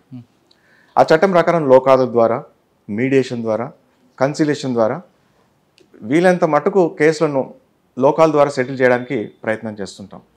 ఆ రకంగా కోర్టుల మీద భారం తగ్గుతుంది, ప్రజలకు సరైనటువంటి న్యాయం, సత్వర న్యాయం. తర్వాత మీరు ఎక్కడి నుంచి ఎక్కడికి వచ్చారంటే సూర్యాపేటకు వచ్చారా? అక్కడి నుంచి నేను సంగారెడ్డికి వెళ్ళానండి. సంగారెడ్డిలో ఒక 6 నెలలు చేశాను. అక్కడ SC/ST కోర్ట్, అది SC/ST court cum additional district judge cum. అక్కడ ఒక 6 months చేసినట్టున్నాను. అక్కడి నుంచి మళ్ళీ Rangareddy 4th additional district and session జడ్జికి వచ్చినాను. అక్కడ 2 years చేశాను. అక్కడి నుంచి మళ్ళీ ప్రిన్సిపల్ ACB కోర్టుకు పోయినాను. ACB anti corruption. Sir Rangareddy కోర్టులో అన్ని మర్డర్ కేసులు కనిపిస్తుంటాయి. అక్కడ పెక్యులర్ కేసు ఏమైనా మీకు ఎదురైంది ఎప్పుడు? పెక్యులర్ కేసు నేను ట్రయల్ చేశాను, బట్ అది కేసు డిస్పోజల్ కాలేదు. ఈ సందర్భం దాన్ని డిస్క్లోజ్ చేయడం బాగుండదు. చాలా ప్రెస్టీజియస్ కేసు అది.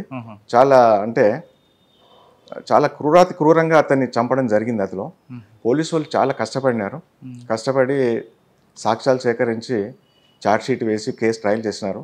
ఆ కేసు ఆపాలని అందులో ఉన్నటువంటి ముద్దాయిలు తమ శతవిధాల ప్రయత్నం చేసినారు. సరే, అయినప్పటికీ నేను కేసును అట్లాగే నడిపించినాను. ఇన్ ది మీన్ వైల్ నేను ఆ కేసు డిస్పోజ్ చేయలేదు, అంటే కేసు ఇంకా సగంలోనే ట్రయల్ నడుస్తూ ఉంది. ఆ మధ్యలోనే నేను ACB కోర్టుకు బదిలీ కావడం జరిగింది. సార్, ACB కోర్టులో ఎక్కువగా DA కేసులు కన్విక్షన్ రాదు, కానీ ట్రాప్ కేసులు కన్విక్షన్ వస్తుంటుందండి. ఎందువల్ల అంటారు? అట్లనేం లేదండి. అంటే DA కేసులో దానికి అన్ని క్యాల్కులేషన్స్, మ్యాథమెటిక్స్ ఉంటాయండి.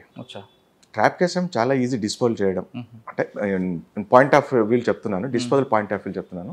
ట్రాప్ కేసులో చాలా ఈజీ డిస్పోజ్ చేయడం. అందులో సాక్ష్యం కూడా తక్కువగా ఉంటుంది, కొద్దిమంది విట్నెస్లు ఉంటారు. అదే డిస్ప్రపోర్షనేట్ అసెట్ కేసు అన్నప్పుడు వెల్యూమినస్ డాక్యుమెంట్స్ ఉంటాయి, చాలా బండిల్స్ ఉంటాయి, అందులో విట్నెస్ కూడా ఎక్కువ ఉంటారు. తర్వాత అవన్నీ కూడా మ్యాథమెటికల్ క్యాల్కులేషన్స్తో కూడుకున్న పని. సో ప్రాసిక్యూషన్ ప్రూవ్ చేయాలి, ఇతను తనకు ఆస్తి కంటే, తనకు నోన్ సోర్స్ ఆఫ్ ఇన్కమ్ కంటే అధికంగా ఉందని ప్రాసిక్యూషన్ ప్రొవిజన్ తప్పకుండా శిక్ష పడుతుంది. సార్, ACB తర్వాత అండి? నేను ACB కోర్టు తర్వాత నేను సూర్యాపేట ప్రిన్సిపల్ డిస్ట్రిక్ట్ జడ్జిగా రావడం జరిగింది. ఓకే, అక్కడ ఏమి ఎదురైంది సార్ మంచి కేసు? అక్కడ ఒక మంచి కేసు అంటే కోదాడ జ్యూడిక్షన్లో ఫ్యాక్షన్ విలేజ్ ఉంది, నరసింహులపేటను మేలచెరువు దగ్గర అనుకుంటా. ఎస్, అదే కోదాడ జ్యూడిక్షన్ వస్తుంది. కోదాడ ఎప్పటి నుంచో ఫ్యాక్షన్, అది చాలా ఫ్యాక్షన్ విలేజ్ అది. ఆ ఊర్లో చాలా మర్డర్స్ జరిగినాయి. కాకపోతే ఏ కేసులో కూడా ఏ ముద్దాయికి, ఏ హంతకుడికి శిక్ష పడలేదు. సో మరి ప్రాసిక్యూషన్ వాళ్ళు, పోలీస్ వాళ్ళు చాలా ప్రెస్టీజ్గా తీసుకొని ఈ కేసు నడిపించినారు. ఆ కేసులో ఇన్వెస్టిగేటింగ్ ఆఫీసర్ని అప్రిషియేట్ చేయొచ్చు మనం. చాలా కష్టపడి ఎవిడెన్స్ కలెక్ట్ చేసినాడు, సైంటిఫిక్ ఎవిడెన్స్ కలెక్ట్ చేసినాడు. చాలా పకడ్బందీగా కేసు ఛార్జ్షీట్ ఫ్రేమ్ చేసినాడు. తర్వాత సరే, నా దగ్గర ట్రయల్ జరిగింది, అంటే అప్పటికే పార్ట్లీ ట్రయల్ జరిగింది. నా పీరియడ్లో అది కంక్లూడ్ అయిపోయింది. సో జిల్లా యంత్రాంగమే కాదు, రాష్ట్ర యంత్రాంగం కూడా ఆ కేసు గురించి పోలీస్ వాళ్ళు వెయిట్ చేస్తున్నారు, రిజల్ట్ ఏమొస్తుందని. వచ్చిందా? ఆ కేసులో 8 మందికి హంతకులకు శిక్ష పడింది, లైఫ్ శిక్ష పడింది. సూపర్. ఒకరిద్దరు మాత్రం శిక్ష పడలేదు, వాళ్ళ మీద కేసు ప్రూవ్ కాలేదు. వాళ్ళ మీద కాన్స్పిరసీ ఉన్నది, ఆ కాన్స్పిరసీ అనేది ప్రూవ్ చేయలేకపోయినారు ప్రాసిక్యూషన్ వాళ్ళు. సో మిగతా ముద్దాయిలు ఎవరైతే నేరుగా పాల్గొన్నారో వాళ్ళందరికీ కూడా శిక్ష పడింది. అందులో సాక్ష్యాలు బలంగా ఉన్నాయి. సార్, 120B ప్రూవ్ చేయడం ఇంపాసిబుల్ అంటారు, కానీ ఎందుకంటే ఖచ్చితంగా తీసుకొస్తుంటారు పోలీసు, ఇంకా వేరే సెక్షన్ పెట్టకుండా? అంటే ఇప్పుడు కాన్స్పిరసీ, సపోజ్ మన ఇద్దరం ఇక్కడ 4 గోడలు కూర్చొని మాట్లాడుతున్నాం, వీళ్ళు ఎవరూ లేరు, మన ఇద్దరం కలిసి ఒక వ్యక్తిని మర్డర్ చేయాలనో, ఒక వ్యక్తిని దోపిడీ చేయాలనో, ఒక వ్యక్తి మీద ఏదో చేయాలని మనం అనుకుంటాం. ఇక్కడ ఏమి CC కెమెరాలు లేవు, లేదా రికార్డింగ్స్ లేవు, ఎట్లా ప్రూవ్ చేస్తాను? అదే అండి, దానికోసం ఆ సెక్షన్ పెట్టే బదులు ఇంకో వేరే ఆల్టర్నేటివ్ సెక్షన్ పెట్టుకుంటూ దాన్ని ఎలాగ వాడు కన్విక్షన్ తీసుకొచ్చే విధంగా చేయొచ్చు కదా. 120 పెట్టి ప్రూవ్ చేయడం 120 కాన్స్పిరసీ ఒకటే కాదు, మిగతా అఫెన్స్లు కూడా ఉంటాయి అక్కడ. దాంతోపాటు 302 ఉంటుంది, 201 ఉంటుంది, ఇంకా 324, 326, ఇంకా రకరకాల సెక్షన్లు ఉంటాయి. ఒక 120B కాన్స్పిరసీ ప్రూవ్ కానంత మాత్రం మొత్తం కేసు వీగిపోతుంది కాదు, ఆ పర్టికులర్ సెక్షన్ మీద కేసు వీగిపోతుంది. కానీ 120Bలో కూడా కన్విక్షన్ వచ్చే కేసులు ఉంటాయి కదండి. సైంటిఫిక్ ఎవిడెన్స్ ఏదైనా ఇప్పుడు సైంటిఫికల్గా బాగా అభివృద్ధి చెందినటువంటి కాలం ఇది. మరి ఏదైనా సాధ్యం ఈ కాలంలో, ఎవిడెన్స్ కలెక్ట్ చేసేదాన్ని బట్టి ఉంటుంది. సూర్యాపేట తర్వాత సార్, సూర్యాపేట తర్వాత ప్రస్తుతం ఖమ్మం. సార్ ఖమ్మం వద్దామండి. ఖమ్మంలో మీకు మంచి కేసు ఎదురుపడిందా? అక్విటల్గా నేను ఇక్కడ పనిచేస్తున్నాను కాబట్టి చెప్పకూడదు దాని గురించి అడగొద్దు. కేసు గురించి మాట్లాడారు సార్. ఇంకా జనరల్ విషయాలకు వద్దామండి. ఒక జడ్జి గారికి బాగా స్ట్రెస్ ఉంటుంది, బాగా స్ట్రెస్ ఉంటుంది, కేసులు స్ట్రెస్. అందులో బయటపడాలంటే ఏం చేస్తారండి? అంటే ఒక్కొక్కరికి ఒక హ్యాబిట్ ఉంటుంది, పుస్తకాలు చదువుతారు, ఒకరు మ్యూజిక్, ఒక డాన్స్. స్ట్రెస్ ఉన్న మాట వాస్తవమే. దాని తగ్గట్టుగా జడ్జి లైఫ్ స్టైల్ మార్చుకుంటారు. రాజగోపాల్ గారు పొద్దున్నే యోగా చేస్తారు, ఓకే, ఈవినింగ్ వాకింగ్ చేస్తారు, వీలైనప్పుడల్లా 5 నిమిషాలు ధ్యానం చేసుకుంటారు. ఫ్యామిలీతో గడుపుతాం. ఫ్యామిలీకి టైం ఇస్తారా? ఫ్యామిలీకి టైం ఇవ్వాలి, లేకుంటే మనల్ని నమ్ముకొని ఉన్నప్పుడు వాళ్ళకు కూడా సరైన న్యాయం చేయాలి కదా. పిల్లలకు బాగోగులు పట్టించుకోవాలి, భార్య పిల్లల్ని చూసుకోవాలి, వాళ్ళ హెల్త్ని కాపాడుకోవాలి, పిల్లల ప్రోగ్రెస్, కెరీర్ చూసుకోవాలి. ఉన్నంత టైంలోనే అన్ని అడ్జస్ట్మెంట్. మన మైండ్ ఇక్కడ తిరుగుతూనే ఉంటుంది, కోర్టు కేసు తిరుగుతూనే ఉంటుంది, రాత్రి పడుకున్న కూడా రేపు జడ్జ్మెంట్ ఉంటే దీని గురించి తిరుగుతుంటుంది. ఇంతమందికి మీకు చెప్పిన నేను ఒక తాడిపత్రి కేసు, మీరు నమ్ముతారు, ఆ రోజు నాకు నిద్ర పట్టలేదు. అది సాధారణంగా చాలా మంది చెప్తుంటారు, జడ్జిలందరూ కూడా జడ్జిమెంట్ ఇచ్చే ముందు రోజు రాత్రి నిద్రలేని రాత్రులు చాలా ఉంటాయి. చాలా గడుపుతాం. అంటే మనం వచ్చే కంక్లూజన్ రైటా రాంగా, మనం ఏమైనా పొరపాటు చేస్తున్నామా, మనం పొరపాటున ఏమన్నా శిక్ష వేస్తున్నామా, లేదా పొరపాటున శిక్ష వేయాల్సిన కేసులో శిక్ష వేయకుండా ముద్దాయినికి ఏమన్నా బెనిఫిట్ ఇస్తున్నామా డౌట్ మీద అని రకరకాల ప్రశ్నలు మైండ్లో ఉద్భవిస్తుంటాయి. సార్ సాధారణంగా మనకు చర్చలోకి చెప్తుంటారు, చట్టంలోని న్యాయంలో కానీ, నిందితులు ఎంతమంది అయినా పర్వాలేదు, నిజమైన వాడు జైల్లో పోకూడదు. అటువంటి కేసు ఇప్పుడు ఎదురైంది మీకు? దట్ ఈస్ క్రిమినల్ జూరిస్ప్రుడెన్స్ అండి. అది 100 మంది నేరస్తులు తప్పించుకోవచ్చు, కానీ ఒక ఒక జైల్లో ఉండొద్దు లేదా శిక్ష అనుభవించొద్దు అని అది ఒక క్రిమినల్ జూరిస్ప్రుడెన్స్. అది నా జీవితంలో మాత్రం అలాంటి సందర్భం ఎప్పుడు తగలలేదు.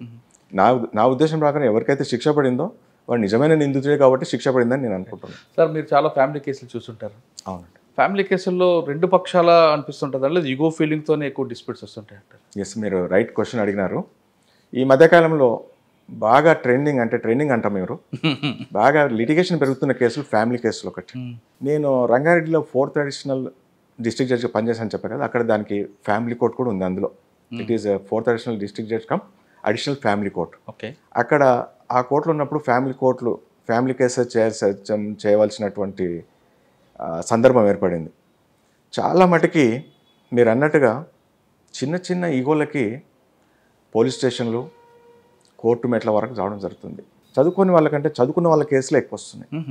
చదువుకోని వాళ్ళు ఎవరైనా ఉంటే కోర్టుకు వస్తే వాళ్ళకు మనం రీకన్సిలేషన్ చేస్తాం. ప్రతి కేసు ట్రయల్కి పోయే ముందు రీకన్సిలేషన్, భార్యాభర్తలను కూర్చోబెట్టి వాళ్ళ యొక్క ఒప్పించి కన్సిలింగ్ చేసి కలపడానికి ప్రయత్నం చేస్తాం, రీకన్సిలేషన్ చేస్తాం. ఒక చదువుకున్న జంట బదులు ఒక చదువుకున్న జంటను మనం రీకన్సిల్ చేస్తే మనకు సక్సెస్ రేట్ 100% ఉంటుంది. వాళ్ళు మనం చెప్పింది వింటారు. జడ్జి గారు చెప్పినారు, ఈ రకంగా నడుచుకుందాము, నా తప్పులు ఇవి, నా భార్య తప్పులు ఇవి, లేదా నా భర్త తప్పులు ఇవి అనేటువంటి వాళ్ళు పట్టించుకోకుండా కలిసి మళ్ళీ జీవితాన్ని ముందరికి తీసుకుపోయే సందర్భాలు చాలా చూసినాం మేము. అటువంటి కేసు వచ్చిందండి సార్? మీరు చెప్పిన ప్రకారం మళ్ళీ కలిసి ఉన్నాం, ఒక మా పిల్లలు అని వచ్చారు, రీకన్సిలియేషన్ చేసి వాళ్ళిద్దరిని కాంప్రమైజ్ చేసి కేసు కొట్టేసిన సందర్భాలు చాలా ఉన్నాయి. వాళ్ళు వచ్చి మేము కలుస్తుంటారా? లేదు, వాళ్ళకి అవకాశం ఉండదు, మాకు అవకాశం ఉండదు. కానీ మీ పేరు చెప్పుకుంటారు కదండి వాళ్ళు తలుచుకుంటారు. మనం చూడండి, ఒక జడ్జే కాదు, ఏ వ్యక్తి అయినా సమాజంలో ఒక మంచి పని చేసినప్పుడు దాని నుంచి మేలు పొందిన వ్యక్తి ఎప్పుడు కూడా మర్చిపోలేడు. ఆ దేవునితో సమానంగా చూస్తారు. మీకు ఒక ఉదాహరణ చెప్తాను. నేను మేడ్చల్లో పనిచేస్తున్నప్పుడు అప్పుడు నేను బస్సులో పోయేవాడిని. అవునా? బస్సు దిగి సికింద్రాబాద్ బస్ స్టేషన్ దిగి నేను నడుచుకుంటూ వస్తున్నాను. నాకు అంత దూరం నుంచి ఒక వ్యక్తి పరిగెత్తుకుంటూ వచ్చి నా వైపు వచ్చినాడు. వీడింది నా పైకి వస్తున్నాడని ఒక రకమైన టెన్షన్ వచ్చి వాడు బోర్లో పడిపోయాడు.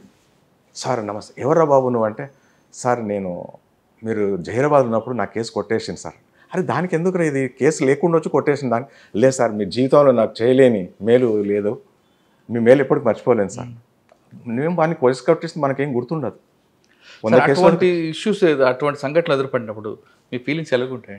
ఫీలింగ్ అంటూ ప్రత్యేకంగా ఏముండదు. మనం ఏదన్నా కూడా ఇంతకుముందు చెప్పుకున్నట్టుగా పేపర్ మీద ఏముందో మెటీరియల్ దాని ప్రకారం పోతాం. అంతే తప్ప వారిని పని కట్టుకొని శిక్ష వేయడం కానీ లేదా పని కట్టుకొని శిక్ష నుంచి తప్పించడం అంటూ జరగదు. మీరు ఫ్యామిలీ కౌన్సిలింగ్ తీసుకొచ్చారు. ఎడ్యుకేటెడ్ ఫ్యామిలీస్ వస్తుంటాయి, వాళ్ళు ఇగోతోనే ఎక్కువ అవుతుంటారు. మోస్ట్లీ ఇంజనీరింగ్ గ్రాడ్యుయేట్స్తో ప్రాబ్లం ఉంది. ఇప్పుడు వచ్చే ఫ్యామిలీ కోర్ట్స్కి వచ్చే కేసులు ఎక్కువ కూడా బ్యాక్గ్రౌండ్ ఉన్న ఎక్కువ 90% ఆఫ్ ది కేసెస్ ఇంజనీరింగ్ గ్రాడ్యుయేట్సే ఉన్నారు. తర్వాత ఇంజనీరింగ్ గ్రాడ్యుయేట్స్ కాదు, సైంటిస్టులు కూడా ఉన్నారు.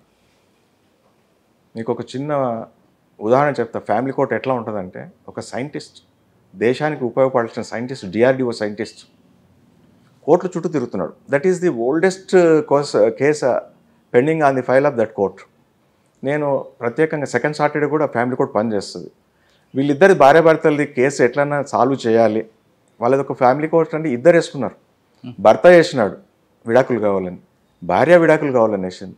తర్వాత భార్య భరణం కావాలని కేసు వేసింది. మ్యూచువల్ డైవర్స్ అంటే మ్యూచువల్ కాదు, కంటెస్టే. సరే, ఇద్దరు డైవర్స్ కాదు, బట్ ఆన్ డిఫరెంట్ గ్రౌండ్స్. సరే, నేను వీళ్ళు ఎట్లయినా సాల్వ్ చేయాలి, వీడు దేశానికి ఉపయోగపడే ఒక సైంటిస్టు మనం కోర్టు చుట్టూ తిప్పుకుంటే దేశం ఆస్తి నష్టం అయిపోతుందని చెప్పి ఒక 3-4 సెకండ్ సాటర్డే సిట్టింగ్ చూస్తున్నాం. అతనికి ఎంతో ఉపజెప్పినాం. నీకేం కావాలి సార్? డైవర్స్ కావాలి. నీకేం కావాలమ్మా? డైవర్స్ కావాలి. మరి మ్యూచువల్ కన్సెంట్ కన్వర్టేషన్ తీసుకున్నాం. నో సార్, నాకు అట్లా వద్దు, I want to prove my contentions. ఆ రకమైనటువంటి పట్టుదల, జిద్దు ఉంటుంది.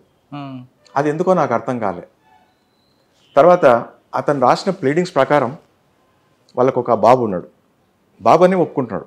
తర్వాత ఇంకా వేరే రకంగా మాట్లాడతా. అదే నేను అది ప్రూవ్ చేస్తా సార్ అంటాడు. నువ్వు కేసు రాయలేదు కదా ఆ రకంగా. ఆ బాబు అదే వేరే ఇంకా అక్రమ సంబంధం అని నేను రాయలేదు కదా, నువ్వు ఎట్లా ప్రూవ్ చేస్తావు అంటే, నేను ప్రూవ్ చేస్తా అంటాడు. సో అతన్ని బాధపడలేక DRDO హైదరాబాద్లో పనిచేస్తామని పూనాకు పంపించినారు.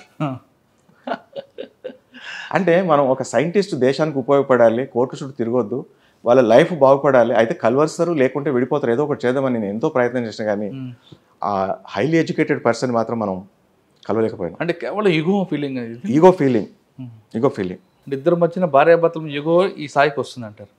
సార్, ఇటువంటి కేసులు చూసినప్పుడు మీకు ఫేస్ చేసినప్పుడు ఏమనిపిస్తుంటుంది? ఎవడరా అని అనిపించదు? ఎవరికని వీళ్ళ లైఫ్ని ఎందుకు నాశనం చేసుకుంటున్నారు? సరే, విడిపోతే విడిపోండి, లేదా కలిసి ఉంటే కలిసి ఉండండి. ఒక సైంటిస్ట్ అంటే దేశానికి ఉపయోగపడేటువంటి ఒక వ్యక్తి, ఎన్నో నూతన ఆవిష్కరణలు చేస్తాడు. అటువంటి వ్యక్తి ల్యాబ్లో కూర్చొని పనిచేసేది పోయి, ముఖ్యంగా రక్షణ రంగం సైంటిస్ట్, అది బాధ కలిగించే విషయం. DRDO. అంతేకాకుండా ఇంకొక సైంటిస్ట్ కూడా నాకు అక్కడ తారసపడినాడు. అదే బాపత్. అంటే ఎక్కువ చదువుకోవడం వల్ల ఇబ్బందా? చదువుకున్న వాళ్ళంతా అట్లని కాదు. దేశంలో కొన్ని వేల మంది సైంటిస్టులు ఉంటారు, కొంత వేల మంది డాక్టర్స్ ఉంటారు, కొన్ని వేల మంది ఇంకా ఇతర ఉద్యోగస్తులు ఉంటారు. అందరూ అట్లా కాదు. కాకపోతే వీళ్ళు ఏంటంటే వాళ్ళకు ఒక రకమైన ఈగోకు ప్రివేల్ కావాలి, వాళ్ళ ఈగో ప్రివేల్ కావాలని చూస్తారు. సార్, మీ సర్వీస్లో మీరు చెప్తున్నట్లుగా ఒక సైంటిస్టు, 2 కుటుంబం, ఇటువంటి కేసులు మీకు ఎదురవుతుంటాయి. ఇప్పుడు మీకు అనిపిస్తుంటుందండి ఓ రకంగా బాధాకరంగా, చదువుకున్న వాళ్ళందరూ ఇలాగే ఉంటారా అనిపిస్తుంటుందా? లేదు, ఓ రకంగా బాధాకరంగా అనిపిస్తుంది.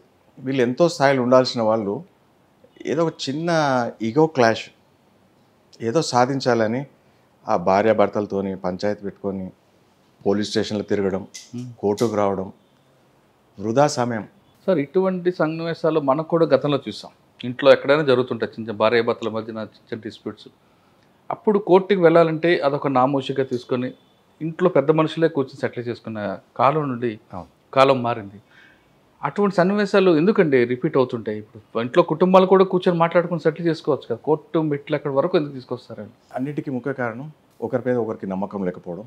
రెండోది ఈగో. ఆ ఈగో సాటిస్ఫై కానంత వరకు వాళ్ళు కాంప్రమైజ్ గారు. కాబట్టి ఆ ఈగో ఎప్పుడైతే తగ్గుతుందో, లేదా ఎప్పుడైతే అడ్జస్ట్మెంట్ మెంటాలిటీ ఉంటుందో, ఏ ఫ్యామిలీ అయినా హ్యాపీగా లీడ్ చేయగలుగుతారు. ఆ అడ్జస్ట్మెంట్ టైప్ మెంటాలిటీ లేనప్పుడు చిన్న వాటి కూడా పెద్ద తప్పుగా కనిపిస్తుంది. దాన్ని ప్రతిదీ భూతద్దంలో పెట్టి చూస్తారు. అక్కడ కావాలనుకొని భార్య తప్పు చేయదు, భర్త తప్పు చేయడు.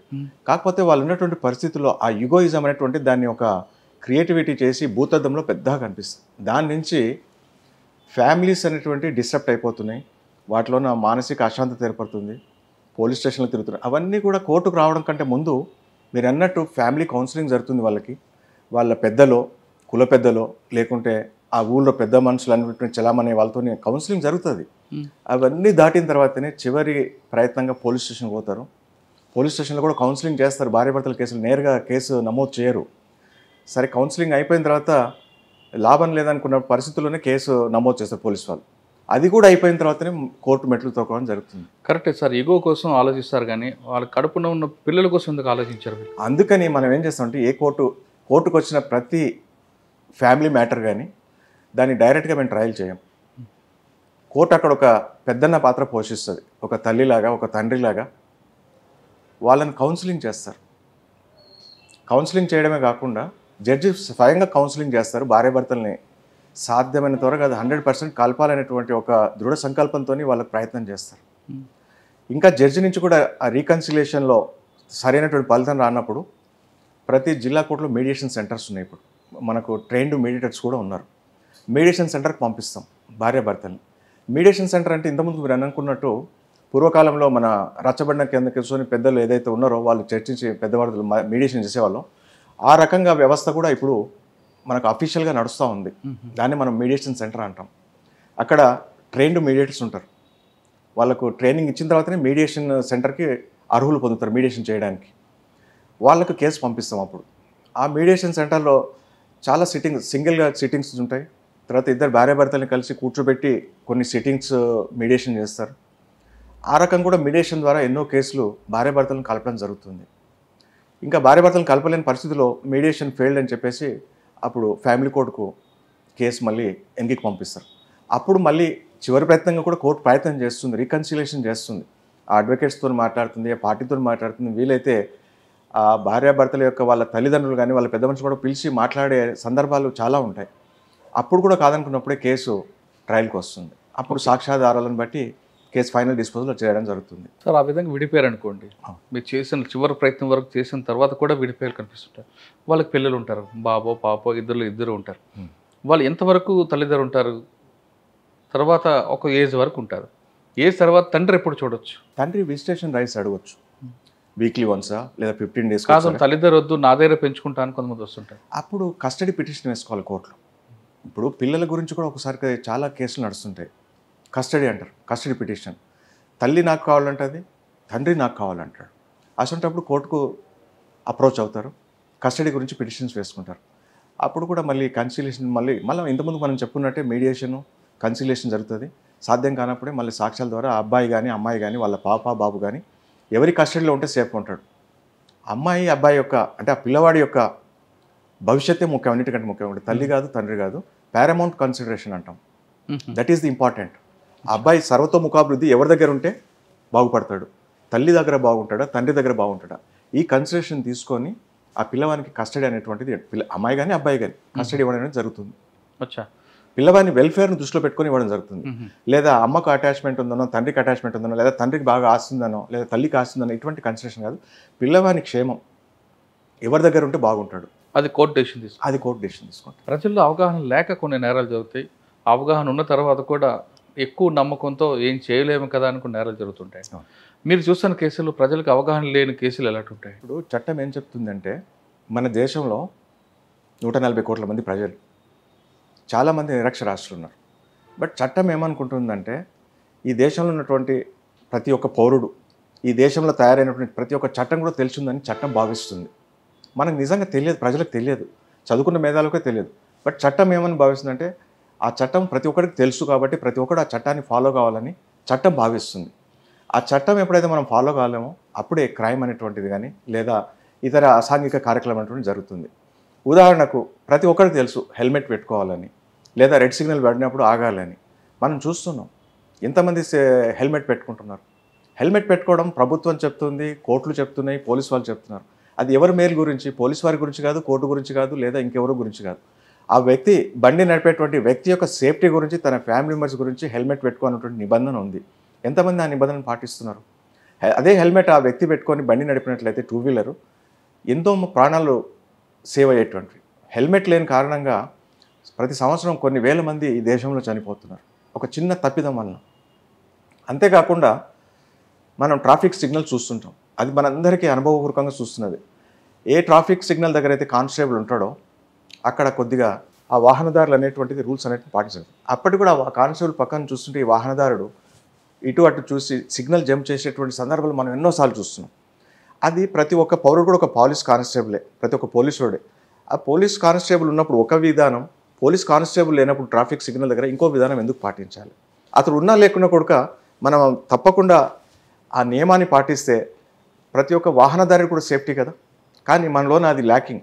చదువుకున్న వాళ్ళు చేస్తున్నారు, చదువు రాని వాళ్ళు కూడా చేస్తున్నారు. అదేవిధంగా రాంగ్ రూట్లో కొంతమంది వస్తారండి. రాంగ్ రూట్లో వస్తున్నారు, ట్రిపుల్ రైడింగ్ వస్తున్నారు. ట్రిపుల్ రైడింగ్ తప్పని ప్రతి ఒక్కరికి తెలుసు. అయినా కూడా కొంచెం దూరమే కదా, మా ఇంటి నుంచి బస్ స్టేషన్కి కదా, లేదా ఆ పళ్ళ దుకాణం వరకే, లేదా కిరాణా షాప్ వరకే అనేటువంటి కాన్సెప్ట్లు పోతున్నారు. రాంగ్ రూట్లో రావడం తప్పే, ముగ్గురు వ్యక్తులు ప్రయాణించడం తప్పే, లైసెన్స్ లేకుండా నడపడం తప్పే, హెల్మెట్ లేకుండా నడపడం తప్పే, తాగి నడపడం కూడా తప్పే. ఇవన్నీ తెలిసి కూడా మనిషి మళ్ళీ తప్పులు చేస్తున్నారు. సార్, ఈ విధంగా అవగాహన లేని వాళ్ళ పట్ల మీరు ఏం చేస్తుంటారండి? క్లాసులు పెడుతుంటారా? ప్రజల్లో అవగాహన ఏ విధంగా తీసుకొస్తారు? లీగల్ మంచి క్వశ్చన్ అడిగారండి. ఈ సందర్భంగా మీరు లీగల్ సర్వీస్ అథారిటీ అని మనకు చట్టం ఉంది, సెంట్రల్ యాక్ట్ ఇది. దాని ప్రకారము లోకాలు కండక్ట్ చేస్తుంటాం కోర్టు ద్వారా. తర్వాత ప్రజలకు వివిధ చట్టాల గురించి అవగాహన కల్పించడానికి సదస్సులు నిర్వహిస్తాం. ఈ సదస్సులలో న్యాయమూర్తులే కాకుండా న్యాయవాదులు, పోలీసు వారు, రెవెన్యూ వాళ్ళు, ఇంకా మెడికల్ డిపార్ట్మెంట్కి సంబంధించిన వాళ్ళు ఒకవేళ అవసరమైతే అన్ని డిపార్ట్మెంట్స్ యొక్క అధికారులతోని కోఆర్డినేషన్ చేసుకొని సమావేశాలు ఏర్పాటు చేస్తున్నాం. గ్రామాలలో, వీధులలో చేసి వాళ్ళకు సంబంధించినటువంటి కొన్ని చట్టాలు వాళ్ళకు తెలిసిన భాషలో అవగాహన కల్పించడం జరుగుతుంది. అంతేకాకుండా వాళ్ళకు సాహిత్యం, అంటే ఈ చట్టాల గురించినటువంటి చిన్న పాంప్లెంట్స్ మనకు స్టేట్ అథారిటీ నుంచి సప్లై చేస్తారు. అవి కూడా అక్కడ వచ్చినటువంటి ఆ ప్రజలకు పంచిపెట్టడం జరుగుతుంది. ఈ రకంగా ప్రతి తాలూకా కోర్టు కానీ, జిల్లా కోర్టు కానీ, ఏ కోర్టు స్థాయిలో ఆ కోర్టులో ప్రజలకు అవగాహన కల్పించడానికి న్యాయ సేవా సదన్ ద్వారా ఈ న్యాయ సదస్సులు, లీగల్ లిటరసీ క్యాంప్స్ అనేటువంటి జరుగుతుంది. దాని ద్వారా అవగాహన కల్పిస్తున్నాం. సార్, ఆ సదస్సులో ఏ సెక్షన్లు ఎక్కువగా చెప్తుంటారండి జనాలకి? ముఖ్యంగా భరణం గురించి, మెయింటెనెన్స్ గురించి కానీ, ఇంతకుముందు మనం కొన్నట్టు మోటార్ వెహికల్స్ యాక్ట్ గురించి కానీ, తర్వాత ప్రామిసరీ నోట్స్, అప్పులు ఇవ్వడము, తీసుకోవడము, ఏ రకమైనటువంటి చట్టబద్ధంగా నడుచుకోవాలనేటువంటి కానీ, తర్వాత ఇంకా ఈ లేబర్ ఎవరైతే ఉంటారో వాళ్ళకి లేబర్ చట్టాల గురించి, తర్వాత మహిళలు ఉంటే మహిళలకు ఉన్నటువంటి హక్కుల గురించి, ఈ విద్యార్థులు ఉన్నట్లయితే గర్ల్స్ ఇన్స్టిట్యూట్స్కి వెళ్తున్నాము, తర్వాత ప్రొఫెషనల్ కాలేజెస్కి వెళ్తున్నాం, like medical college, engineering colleges. అక్కడ ఈ ప్రొఫెషనల్ కాలేజ్లో కొద్దిగా ర్యాగింగ్ అనేటువంటి భూతం ఉంటుంది. సో అకాడమిక్ ఇయర్ స్టార్టింగ్లోనే అక్కడ కాలేజ్ అడ్మినిస్ట్రేషన్తో మాట్లాడి, అక్కడ ప్రిన్సిపాల్ వాళ్ళతో మాట్లాడి, అక్కడ ఒక విద్యార్థులతో ఒక సమావేశం ఏర్పాటు జరుగుతుంది. దాంట్లో ఈ ర్యాగింగ్ చేస్తే దాని నుంచి నష్టమైంది, దాని నుంచి ఎటువంటి శిక్షలు పడతాయి, ఆ ర్యాగింగ్ వలన వాళ్ళ యొక్క జీవితాలు ఎట్లా ఖరాబ్ అవుతాయి అనేటువంటి పిల్లలకు అవగాహన కల్పిస్తాం, విద్యార్థులకు. దాని నుంచి అంతేకాకుండా అక్కడ వాళ్ళందరికీ కూడా పోస్టర్లు ఇస్తున్నాము, తర్వాత పాంప్లెంట్స్ ద్వారా కూడా తెలియజేస్తున్నాము.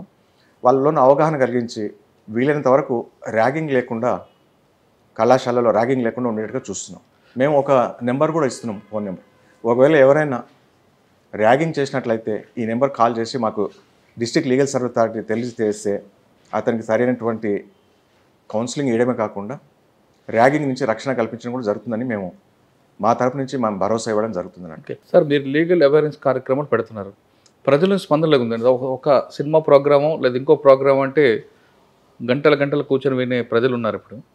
కానీ మీరు చెప్తున్న ప్రోగ్రామ్ జనంకి కొంతమంది బోర్ కొట్టి వెళ్ళిపోయే వాళ్ళు ఉంటారు. ఆ విధంగా వెళ్ళే వాళ్ళకి మీరు కూర్చోపెట్టి మాట్లాడడం, వాళ్ళకి అవగాహన కల్పించడం అనేది కొంచెం కత్తి మీద సామె అనిపిస్తుంది కదా. కత్తి మీద సామె మీరు అన్నది కరెక్టే. ఎందుకంటే మనం ఏ మీటింగ్ పెట్టినా కూడా పబ్లిక్ నుంచి వచ్చే డిమాండ్స్ ఏంటంటే, జనరల్గా నాకు రేషన్ కార్డు లేదు, నాకు పెన్షన్ కార్డు లేదు, లేదా నాకు పక్కా గృహం లేదు, లేదా నాకు ఇంకేదో గవర్నమెంట్ నుంచి బెనిఫిట్ నాకు దొరకలేదు, ఇట్లాంటివన్నీ కూడా ఇస్తుంటారు. మేము సావధానంగా వాళ్ళది వింటాము, తర్వాత వాళ్ళ దగ్గర అప్లికేషన్ తీసుకుంటాం, దరఖాస్తు. సపోజ్ ఎవరికైనా రేషన్ కార్డు లేదు, అలాంటి దరఖాస్తు తీసుకొని ఆ డిస్ట్రిక్ట్ కలెక్టరో లేదా పౌర సరఫరాల శాఖ అధికారికో దాన్ని మేము ఫార్వర్డ్ చేసి మళ్ళీ దాన్ని పర్సూ చేస్తున్నాం. నిజంగా వాళ్ళు ఎలిజిబిలిటీ ఉంటే వాళ్ళకి ఇప్పించడం జరుగుతుంది. మీకు చిన్న ఉదాహరణ చెప్తాను. మొన్న ఖమ్మంలో పేపర్లో ఒక ఆర్టికల్ వచ్చింది, న్యూస్ ఆర్టికల్ వచ్చింది. ఒక నలుగురు పేద మనుషులు, వాళ్ళకు అంగవైకల్యం ఉంది, తినడానికి తిండి లేదు, ఉండడానికి ఇల్లు లేదు, అనారోగ్యంతో సతమతం అవుతున్నారు, కంటి చూపు లేకుండా. పేపర్లు చూసినాం. అది తెల్లారే మా సబ్జెక్ట్ అంటే లీగల్ సర్వీస్ అథారిటీ సెక్రటరీని, స్టాఫ్ను పంపించినాం. వాళ్ళ రిక్వైర్మెంట్స్ ఏందో కనుక్కున్నాం. వాళ్ళకి ఇమ్మీడియట్గా అప్పటిదప్పుడు గవర్నమెంట్ నుంచి ఒక వీల్ చైర్ ప్రొవైడ్ చేసినాం. తర్వాత సివిల్ సప్లై డిపార్ట్మెంట్ నుంచి బియ్యం ఇప్పించినాం. తర్వాత కలెక్టర్కు లెటర్ రాసి వీళ్ళకు ఇల్లు లేదు, వీళ్ళకు దే ఆర్ ఫిట్ పర్సన్స్, వాళ్ళకు ఒక గవర్నమెంట్ ఫ్రీ హౌసెస్ ఇస్తారు కదా స్కీమ్ కింద, వాళ్ళకి ఇవ్వాలని రాసినాం. కలెక్టర్ కూడా స్పందించి వాళ్ళకు రికమెండ్ చేసినాడు ఇవ్వమని. సో ఇలాంటి కార్యక్రమాలు కూడా చేస్తుంటాం అన్నట్టు. మా దృష్టికి రావడం లీగల్ సర్వీస్ అథారిటీ స్పందిస్తుంది. కరెక్టే సార్. కానీ పబ్లిక్ నుంచి ఇన్పుట్స్ వస్తుంటాయి అంటే వాళ్ళు మన వైపు వింటున్నారా లేదా అనేది, మనం పెట్టిన క్లాసుల వల్ల వాళ్ళకి అవగాహన వస్తుందా లేదా అనేది. ఇన్పుట్స్ అంటే మనం వీలైనంత వరకు మన భాషలో కాకుండా ఎదుటి వ్యక్తి అర్థం చేసుకునే భాషలోనే చెప్తాం. మనం ఎక్కడ ఇంగ్లీష్ కానీ తర్వాత హిందీలు కానీ మాట్లాడకుండా వాళ్ళు మాట్లాడుకునే భాష ఏదో మనకు ముందు తెలుస్తుంది, గ్రామీణ భాష. మనం ఆ భాషలో దిగి వాళ్ళ స్థాయికి దిగి మనం వీలైనంత వరకు ఎక్స్ప్లెయిన్ చేయడం జరుగుతుంది.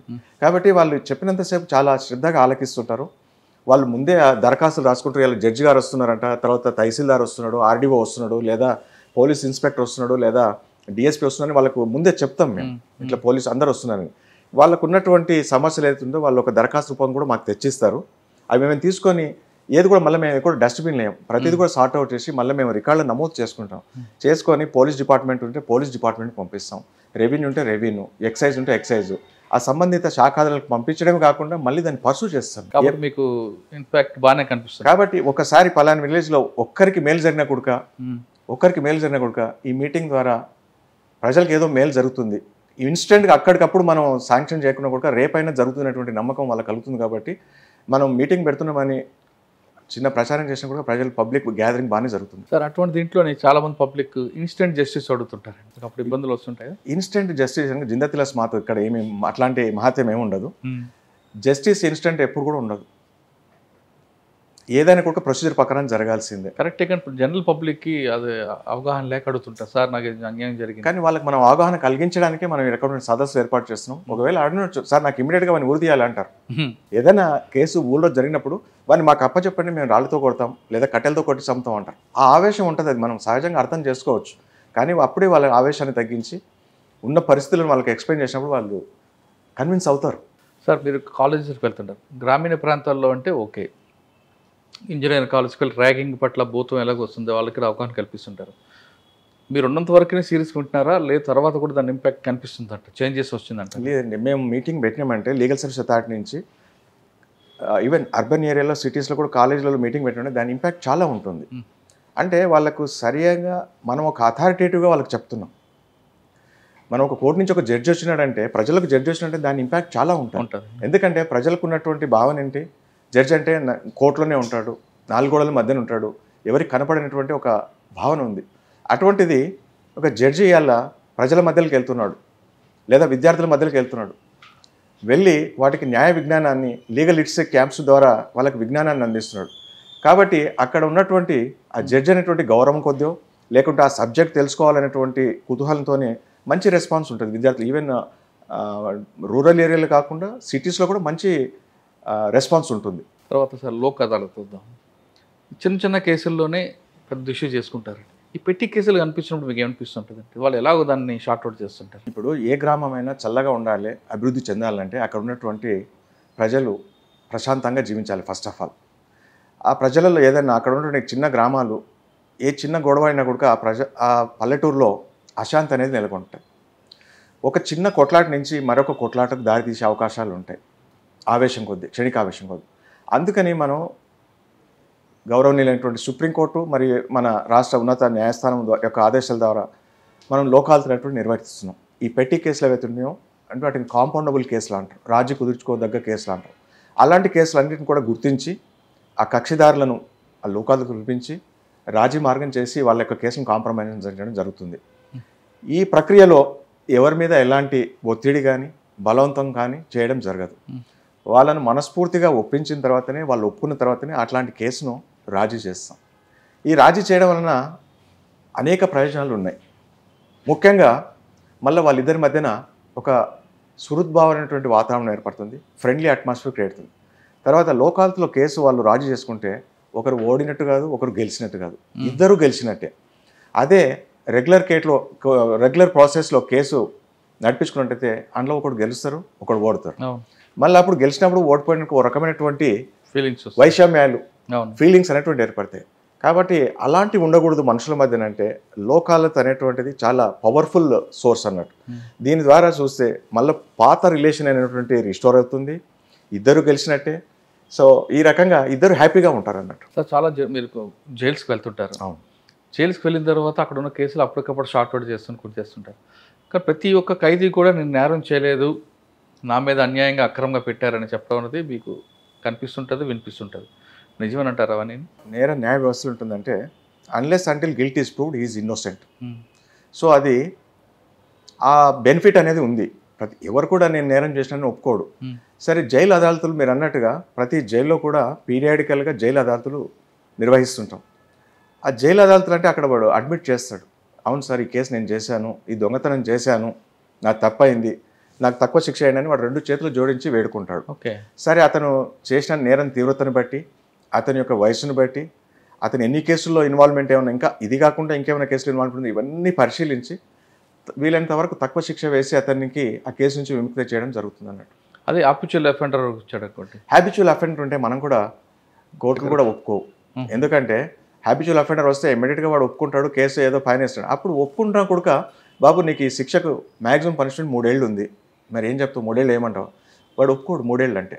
వాడు సెట్ ఆఫ్ అడుగుతాడు. సెట్ ఆఫ్ అంటే అంతకంటే ముందు వాడు 1 నెల రోజుల్లో 2 నెలల్లో జైల్లో ఉంటాడు కదా.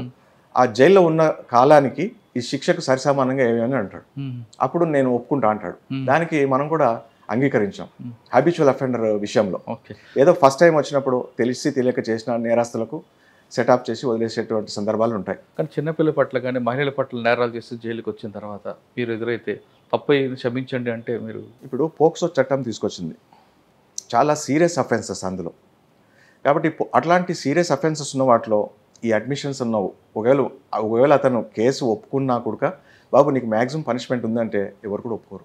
అంతకంటే మున్పే వాళ్ళ అడ్వకేట్ చెప్తారు, అరే ఇందులో నువ్వు ఒప్పుకుంటే నీకు మ్యాక్సిమం శిక్ష పడతాయని వాళ్ళకి అలర్ట్ చేస్తారు. కాబట్టి అట్లాంటి కేసుల్లో వాళ్ళు ఒప్పుకునేటటువంటి ప్రసక్తే లేదు.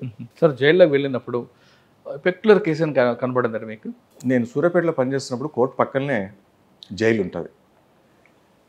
అక్కడ 2 రకాల కేసులు నేను గుర్తించినాను ఆ కేసులో ఉన్నటువంటి ఇన్మేట్స్ ద్వారా.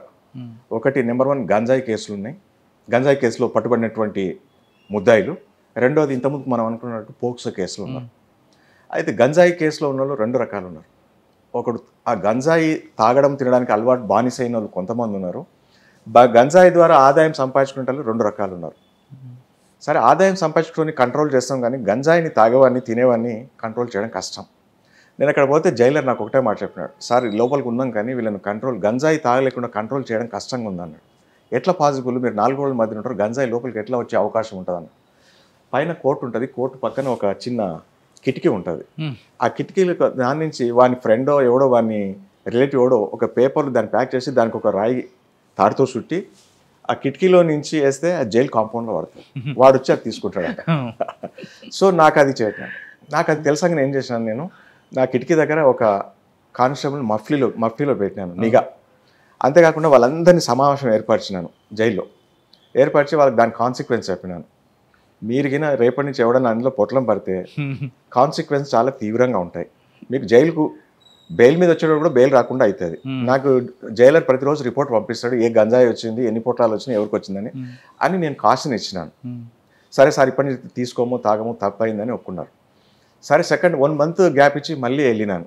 ఎట్లుందండి, ఏమన్నా చేంజ్ ఉందా అంటే, సార్ మీరు వచ్చిపోయిన తర్వాత చాలా చేంజ్ ఉంది, ఇప్పుడు పొట్లాలు పడట్లేదు సార్, గంజాయి పొట్లాలు పడట్లేదు, వీళ్ళు కూడా అడగట్లేదు సార్, చాలా కంట్రోల్ అయింది సార్, చాలా ఎఫెక్ట్ ఉంది మీరు వచ్చిపోయినందుకు. కానీ అదొక గుడ్ ఎక్స్పీరియన్స్. ఓకే సార్, మీ సర్వీస్లో పీటా కేసులు జరుగుతుంటాయి. పీటా కేసులో పీటా వాళ్ళని తీసుకొచ్చి రిమైండ్ చేస్తారు, కానీ విక్టిమ్ని తీసుకొచ్చి మీరు హోమ్ పంపిస్తుంటారు. కానీ విక్టిమ్ అక్కడికి వచ్చిన తర్వాత ఆమెకు బ్యాడ్ హ్యాబిట్స్ ఉంటూ అక్కడ ఉండలేకపోతుంటారు. అక్కడ హోమ్ నడుపుతున్న వాళ్ళు మాత్రం మాకు వద్దండి వీళ్ళతో బాధ అంటుంటారు. అటువంటి కంప్లైంట్ మీకు ఏమైనా వచ్చాయి? అట్లాంటి కంప్లైంట్ వస్తే వాళ్ళు హోమ్ నుంచి మళ్ళీ వాళ్ళ పుట్టింటికో లేదా మెట్టింటికో పోవడానికి కూడా అవకాశం ఉంటుంది.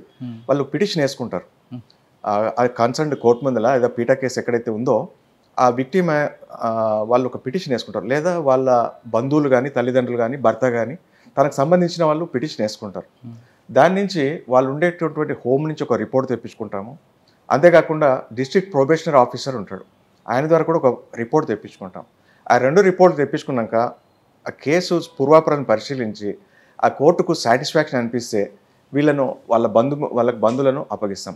ఏ కండిషన్, మళ్ళీ ఈమెను వదిలిపెడితే మళ్ళీ ఇలాంటి కేసులు రిపీట్ చేయదు, వాళ్ళ తల్లిదండ్రుల ఇంట్లో కానీ లేదా వాళ్ళ భర్త ఇంట్లో కానీ లేదా వాళ్ళ బంధువుల ఇంట్లో కానీ తను సేఫ్గా ఉంటుంది, మళ్ళీ ఇలాంటి రిపీటెడ్ కేసు చేయదనుకున్నటువంటి నమ్మకం కోర్టు కలిగినప్పుడు ఆమెను హోమ్ నుంచి రిలీజ్ చేయడం జరుగుతుంది. సార్ మీరు దగ్గర చాలామంది రిమైండ్లు వస్తుంటారు.